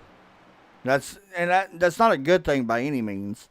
You don't really want to have that happen for that long green flag run to come in. But that is what happens sometimes when cars get involved in incidents. They just don't have the power to keep up. We'll have to wait and see right now, though. But I mean, sitting here looking, we got about 12 cars right now in this pack, so definitely keep an eye on it. Actually, make it about 9 cars or 10 cars in this pack. It's very interesting watching that 18 and the 39 or 99, sorry. Work their way down the backstretch there. They got a huge surge of momentum coming off of turn 2, and we're basically just by them, with those 2 cars themselves, we're able to blow right by that bottom lane that I think had 3 to 4 cars in it. So I think you're seeing some of these guys are starting to work together with guys that they're familiar with and are kind of a little bit more confident in pushing. And some of these guys that you haven't really seen that much at the front are starting to make their way towards the front. Yeah, I was sitting here looking for teammates that might be kind of near each other. Haven't really found them yet, actually. Sitting here just looking inside, the Discord to see who really teammates really are. Everybody kind of spaced out a little bit here as far as teammates jumps. Maybe Daniel Williams and Braden Black, they're kind of teammates, but that's 6th and 8th right now. They're working together. That's about all I really see at the moment as far as teammates really go. And usually you try to look for your teammates, Joe, that, especially at places like this. You want to work with teammates and try to hopefully, get a 1, 2, 3, 4 finish if you can or whatever. Um, but yeah, like you said, it's really a confidence thing. If you're confident in who you can work with, that really works well in your favor for later in this race. It just allows you to kind of free up and make moves and know you got Yeah. somebody that's going to work with you, possibly stay with you, and it'll allow you to kind of decide on, do I want to go or do I not want to go, and kind of wait and see if I got some help. And Do you hold that like, against people whenever you run? If you're up on the outside lane, and let's say it's still early, let's say there's still 50 laps left at Daytona or Talladega. If somebody leaves you hanging, do you remember that for at the end of the race, or do you kind of wipe that from your memory and be like, it was back then and it was still early? a lot of it just depends on how early it was. If it Yeah. was 15, 20 laps in the race, I'm just gonna let it go because Yeah. it's probably too early to really be trying to push it anyway. Sure. But if you kind of get to the halfway point and you want to somewhat go and somebody hangs you out, and you go all the way to the back, You kind of remember. if you have that, you don't forget, and if you have that chance later in the race and they're wanting you to help them, and you kind of basically return the favor, so to speak, on them on that, it's, I guess it's kind of you calling yourself even at that point. Well, let me ask you this then, because this makes it pretty good at point. If, and this is a if, say if you've had trouble with a guy the previous week before, do you kind of let that go out the window on these races, on these plate races, and wait for another opportunity? Because everybody wants payback. Like you're a race driver or a car driver, everybody knows that. But do you kind of hold a rivalry over to a smaller track, or do you? Like if you want revenge on somebody, do you get it at a place like this, or would you rather wait because you need help too? Yeah, at a plate track, I kind of would throw a Rivalry type thing. rivalry out the window, Yeah. just for the fact that you're not standing on your own merit. You're not doing it all yourself. That's true. If you want to win this race, you've got to have somebody behind you pushing, Yeah. helping you. So if you decide to, you're mad at one guy and he's right here in front of you, and you decide to hook him and wipe him out, most likely you're going to take out 3 to 4 other cars behind you, and you just created 4 new enemies that are wanting to return the same favor to you. So all you've actually did is escalate your own situation. So Right. At a say just a cookie cutter mile and a half or a mile, if you get to that same guy, you probably got the opportunity to return, do your favor, or return whatever they did to you, probably without taking out, collecting anybody else in your Right. accident. And I think here, you're almost guaranteed to probably take somebody with them, unless you're able to do it, perfectly and not wreck anybody else. But that's probably very rare and very abnormal. Look at the 8 now. Yeah, He's working back up. Yeah, he didn't waste any time trying to get his way back to the front. I think he found a good partner right there in front of him with that 11. At 11, no damage after using his quick repairs. So that 43, we kind of not really spoke a lot about. Jeff Wimmer back there in 5th right now, working that outside lane too. Yeah. I'd be curious to see this 8 if he's actually able to get out front of one of these lines and see how well he does. I know in this draft he's probably okay, Especially right in the now, middle. being kind of in the middle of this pack. But if he's able to get towards the front and actually lead it, kind of see how this affects his car, and whether he's it's going to kind of be a hinder to whatever lane that he's in. Here's something else I'm sitting here interested in. I don't know if we're going to see this go green the rest of the way or not. But if we do, we're looking. I mean, there is a good chance out of field mileage race here, Joe, because as much as I hate saying it, if 19-ish laps is about what they could run, we've been green now for 10. I mean, it's going to be pretty close, especially if there is a green-white checker to finish this thing out. That's going to make things really interesting. Yeah, I mean, we're coming to lap 73, so, the pit window for your final stop, it's going to open somewhere around lap 80. Mm-hmm. That'll give you 20 laps, to go to the green or go to the checkered. And I don't think I'd want to be leading right now. Yeah, I mean, to me, if this was me in say in the 8 car Yeah, or the 43, right now I wouldn't be trying to push on the outside to yeah. get the lead. I'd be ducking in, trying to Behind the ride behind that 18. 18 Yep. and save as much gas as I can. Yeah, I think that's what Kind the of. 43 just did. Yeah. So I think the maybe 18's kind of smart right here. He's been riding back there for a few laps now anyway. Smart yeah. move by him.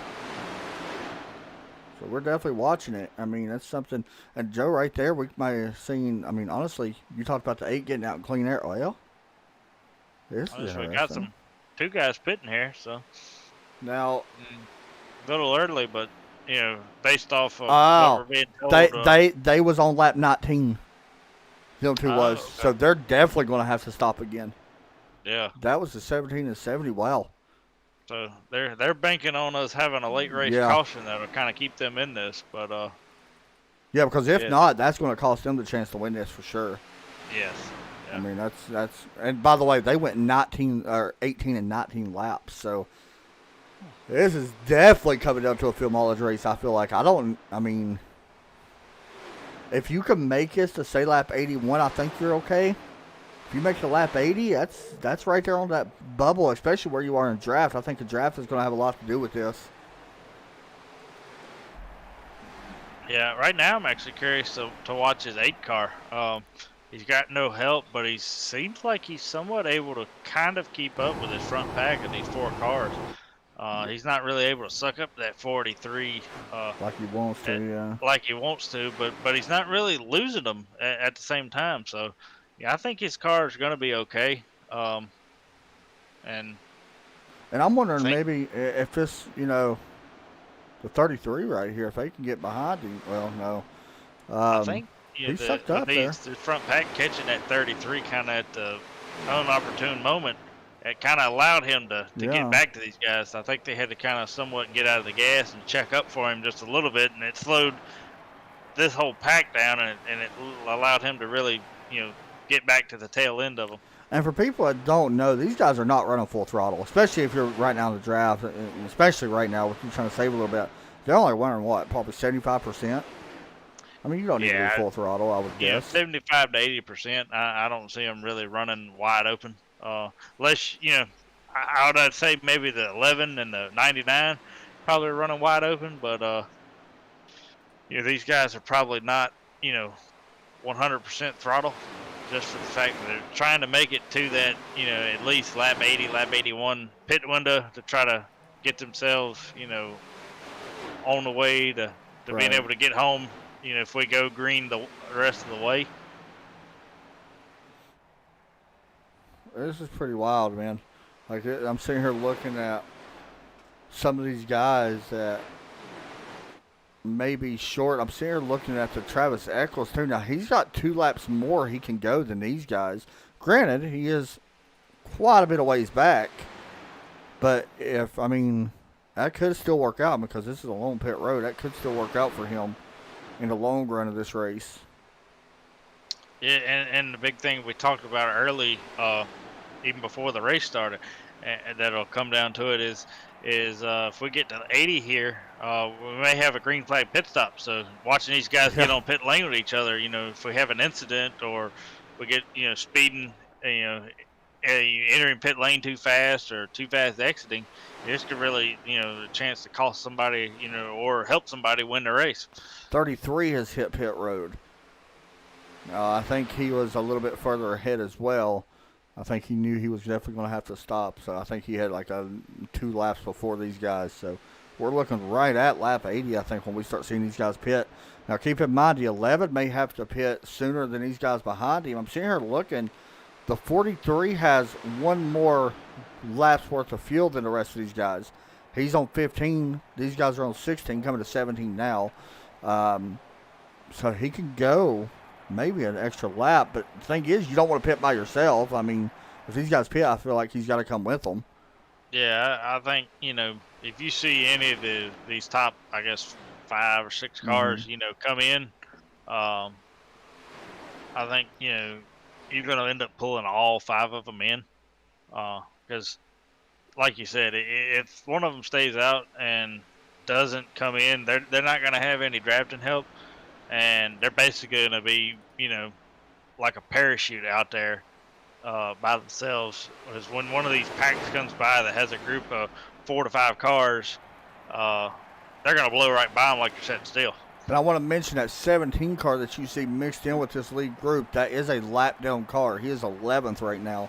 He has been on and off pit road, but that was one of the cars that pitted a little while ago. As you see the 10 exit in pit road of TJ Crissman. So it's definitely getting to that point where this could be the stop where we start seeing them stop. 94, John Hopley is on pit road. So we are starting to see them. I think this could be your stop right here, Joe. You may start to see, if these guys can make it one more lap, that would be really what they, it's going to be a wild finish, man. I'll be honest. We may be looking at cars running out of gas. I'm just going to call it like I see it. Yeah, they're coming this time. Oh, boy. They're all ducking in. This is going to make things really closing this up here, coming in. Make sure nobody gets speeding. He got close. I think he might be good. It looks like they're all safely on pit lane. I don't think anybody really got caught speeding, so we'll keep an eye on it. Now it's just execute, getting in your box, not having to overshoot your box or anything, and 99 missed his box. Get out. The 99 did miss his box. He didn't miss by much. Looks like 18 had to back up as well. 99 down and away. It looks like everybody's going to be able to make it off around each other, so. Now, we've seen this before, actually, in the Daytona 500, Joe. You don't want to get too far out. No. I mean, you will just get your doors blown off if that happens. Ask Danny Hamlin. Yeah, a big thing here, too, coming out of pit lane is this access. Pit access road on the bottom. It's going to have a lot of rubber, gravel, pellets, debris, rubber that's built up from these guys going 200 miles an hour around the racing groove right above it, and it's pushing everything down on it.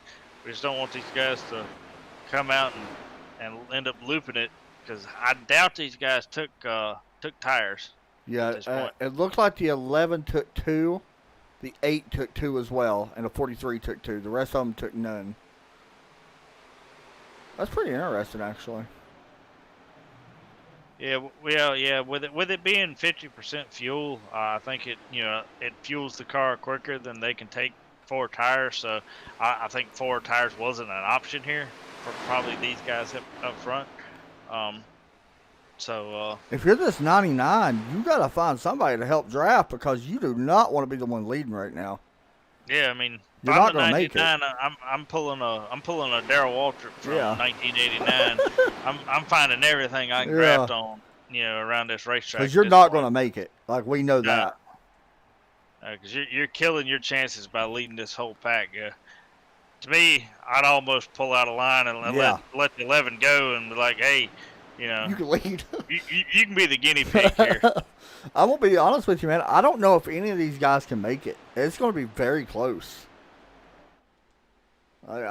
Maybe with the exception of some of these guys that has 1 lap fresher, 1 lap more field, maybe. But I don't know. That's going to be really right close. Now the catbird seat got to be that 82 car. There where he's running third, just sitting there. He's saving. Probably saving a little bit of gas.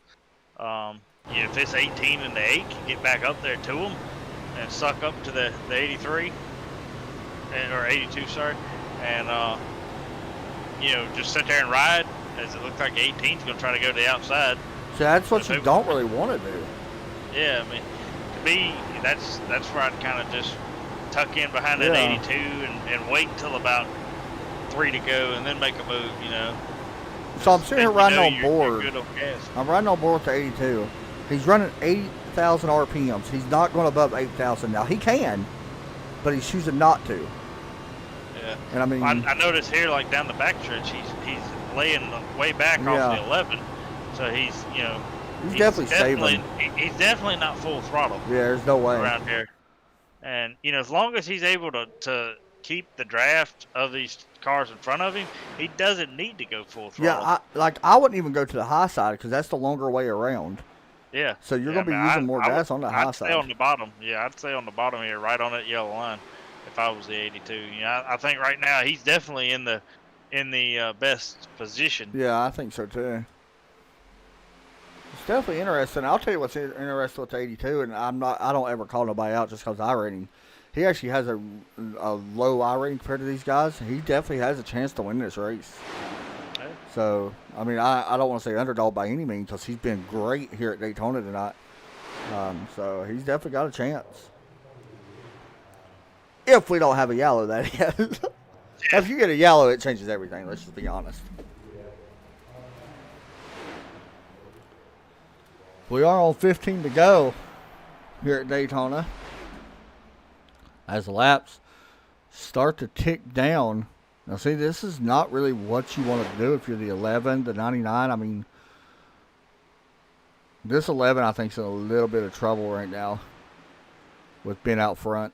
And really, you can even say the same thing against 18, too.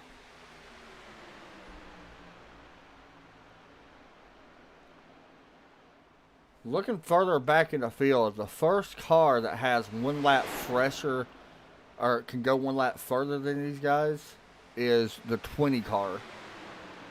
He could go 1 to 2 laps more than everybody else.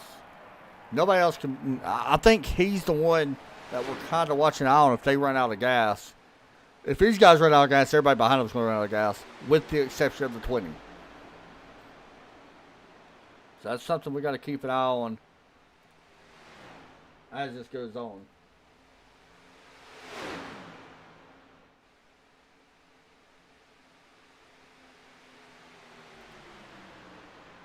So here we go, going through turns 3 and 4 right now. As Russell Bracca on the low side. Really no help behind him right now. Basically using that field. Now, these guys may be racing a little bit because they know for sure that they're not going to be able to make it. You may see them race a little bit more. But we're going to find out here soon. Right now they've been out there for 7 laps, I believe. Yeah, 7 laps right now. Remember, they can go to about lap 18 or 19.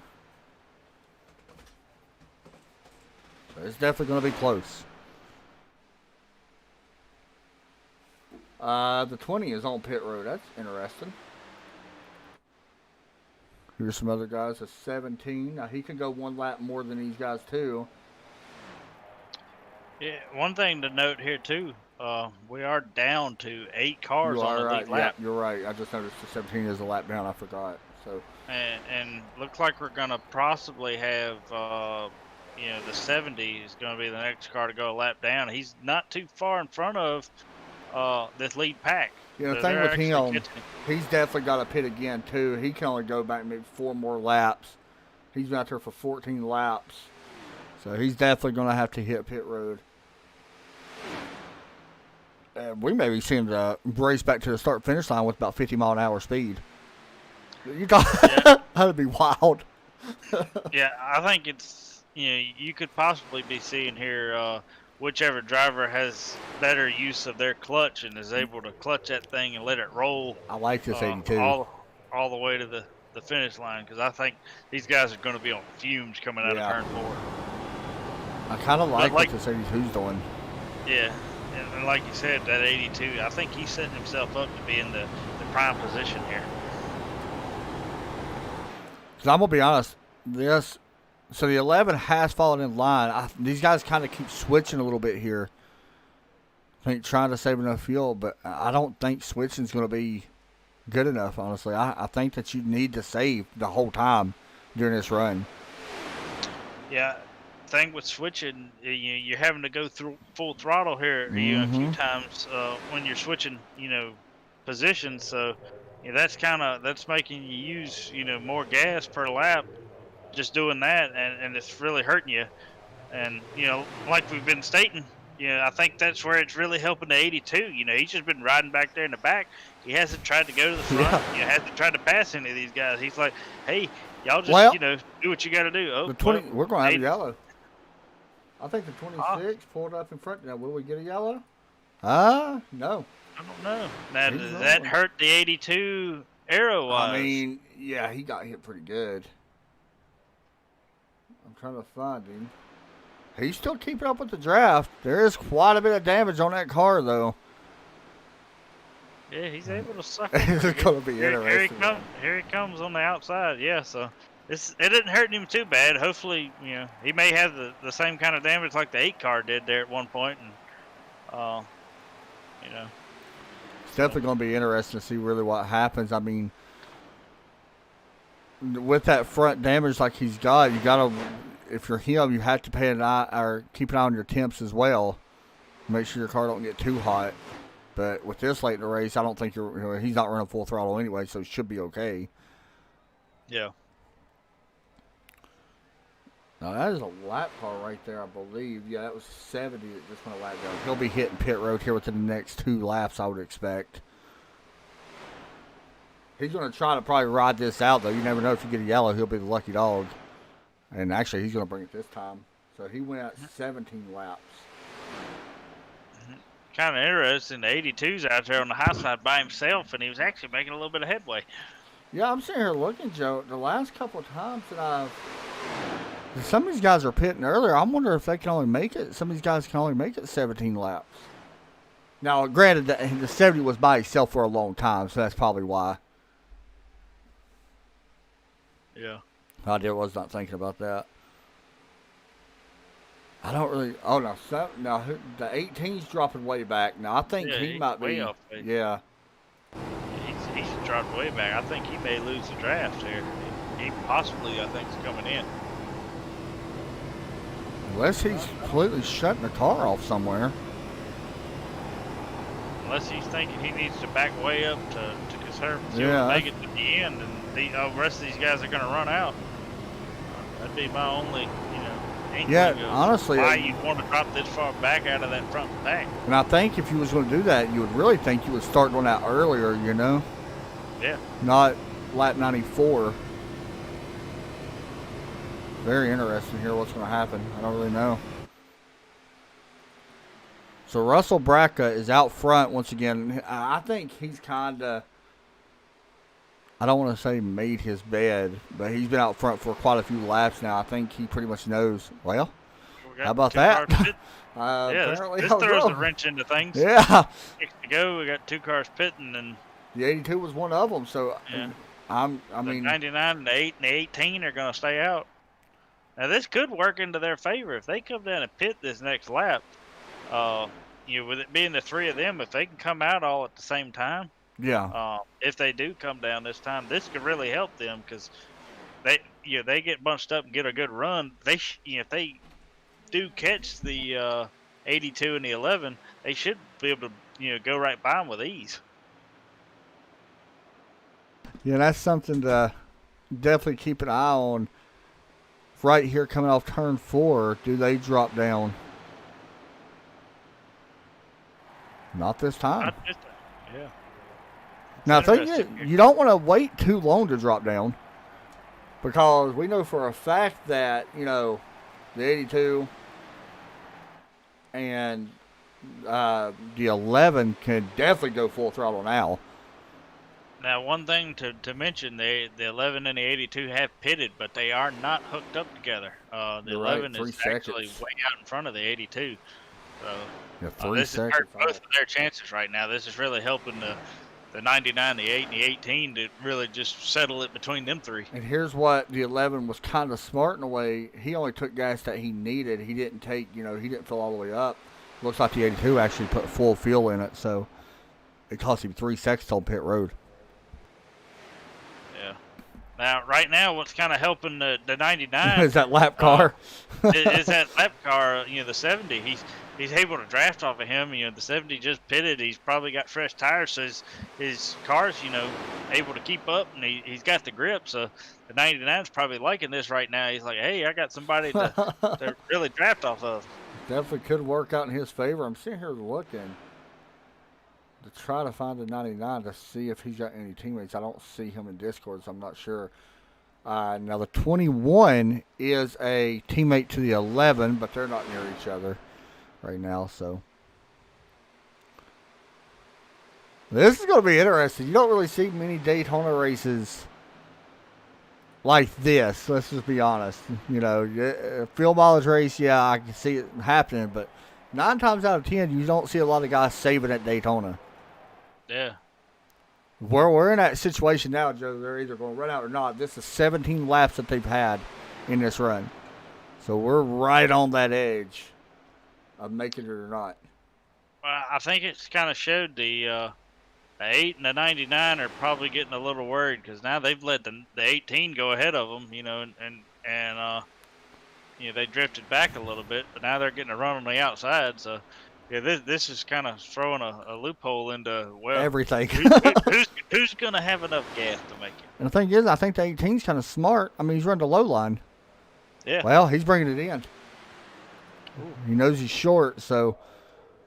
So this kind of hurts him. It's yeah, pretty by much taking himself. him out of contention because he's going to have no drafting help. You could be looking at your battle right here just between the 8 and the 99. Honestly. Now, see, this is where smart. This is the smart by the 8. He pulls down, gets in between those two lap cars, and if they work with him, they could pull him away from that 99 and basically seal the deal on him going to victory lane tonight, which they are. 99's dropped way off. He's at 7,000 RPMs. I think the 99 may have ran out of gas. I think he's shutting it down. I think he shut it down a moment ago or clutched. He's coming to the white flag. Now, if he clutched the 8, I mean, with this draft help, I mean, we may be looking at possible winner. Can he make it? Yeah, I mean, going on board with the 8 here, he is wide. I can hear he's full throttle. As long as he makes it. Make sure he don't stutter here in 3. If he stutters here in 4, he should be able to make it to the end.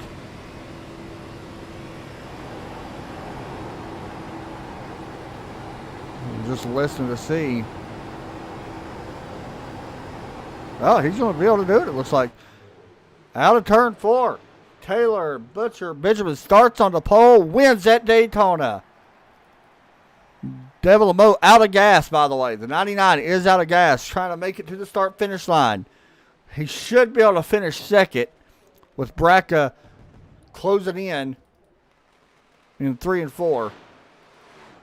And Devin will finish second as well as he creeps across the start-finish line. But your race winner is that 8 car. Getting it done here once again. Started on the pole and made it right there all the way on a field strategy. Great call by him. Even with that damage there, he was able to pull that off. That's definitely a great call. And by the way, he did save that fast repair to that last run. Yeah, that was probably the smartest call of the race, is just saving that fast repair. He's going to get a little help here. We want to see if we can get some interviews in. Some of these guys are not in their channel, so actually I don't know if any of them are, with the exception of none of them. So we're going to kind of just wait. Oh, well, the 8 just got killed. I think he actually got hooked when they was trying to push you back to the start-finish line, but that's okay. Waiting to see if we get some guys in the chat to talk to them. But either way, I do see our third place finisher of Russell Braca. Looks like Russell Braca. See if I can find him. See if I can find him. Oh, there he is. Let me see if I can pull him up.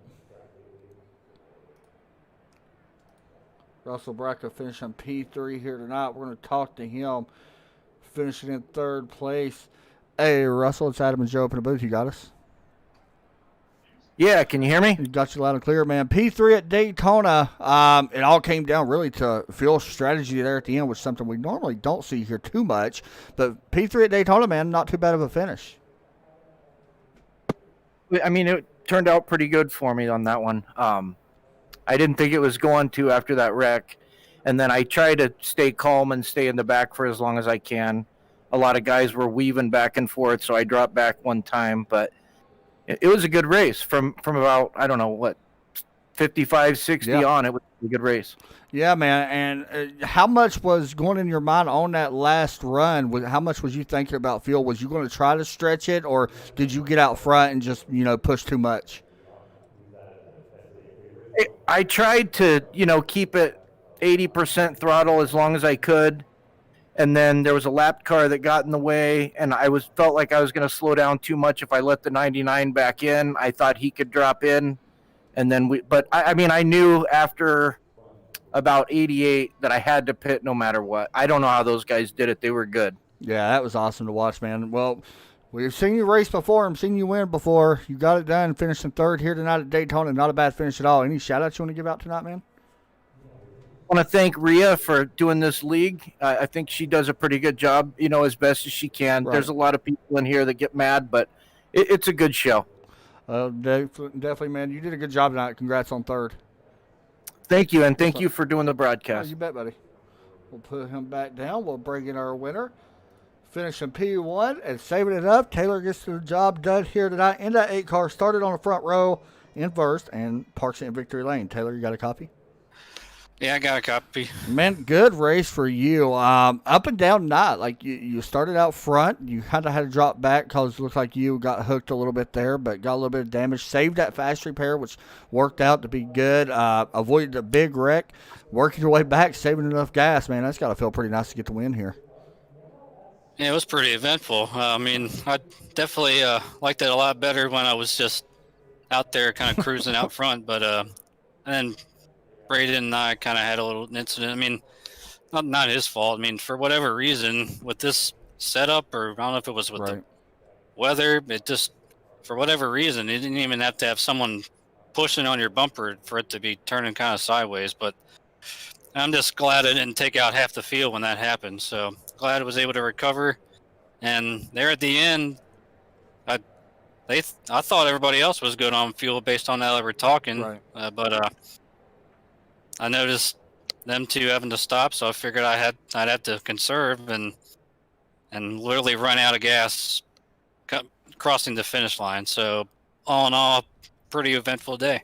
You came in here first in the points, which was a big factor as well. How do you feel about tomorrow? You guys are actually going to Chicagoland.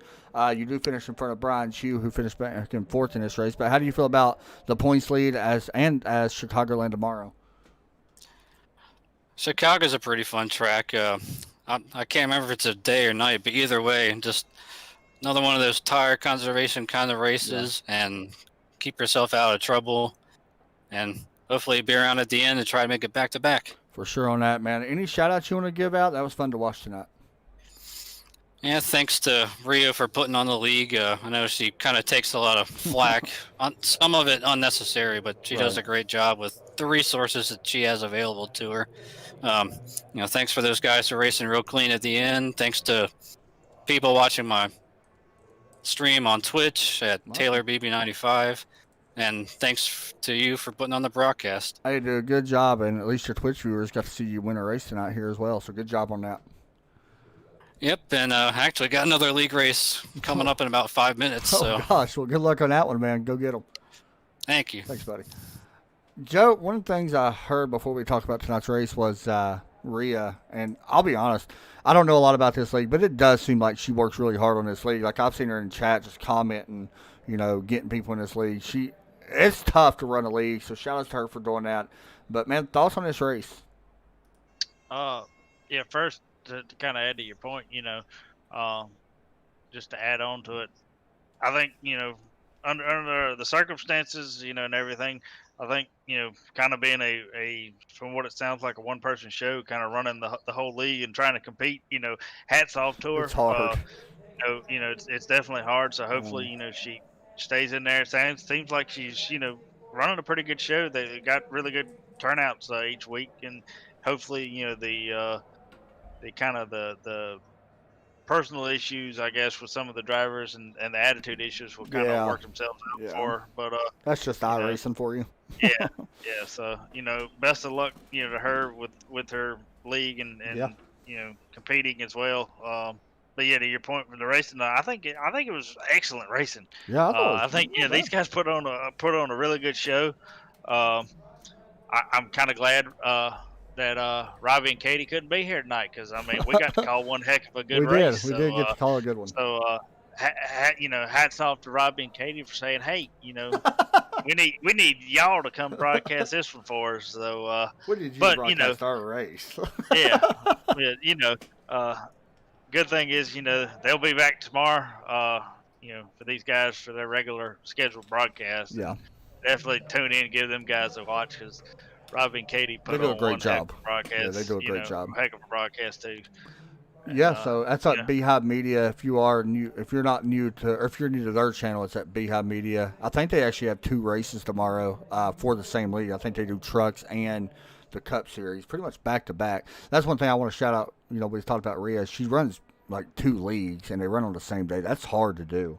So, man, good calling a race with you, Joe. That was fun. It's been a while since you've been here. You did a great job. So, yeah, that'll do it. Anything else you want to say? Just one other thing, tomorrow when y'all tune in to Beehive to watch that broadcast, make sure y'all give Robbie a hard time about them Fords. Yeah, definitely. But other than that, it was enjoyable to be back in the broadcast with you, buddy. Yes, sir. I'll be live tomorrow night as well for the ASL Series, the American Sim Racing Series. We'll be live with them. In the Cup Series, they will be somewhere. I forgot where, but they'll be live somewhere. And you can watch that here as well. Make sure you like and subscribe on Facebook and YouTube, Twitch as well. Thank you guys for watching. It means the world to us. Y'all have a great night. Take care as always. God bless.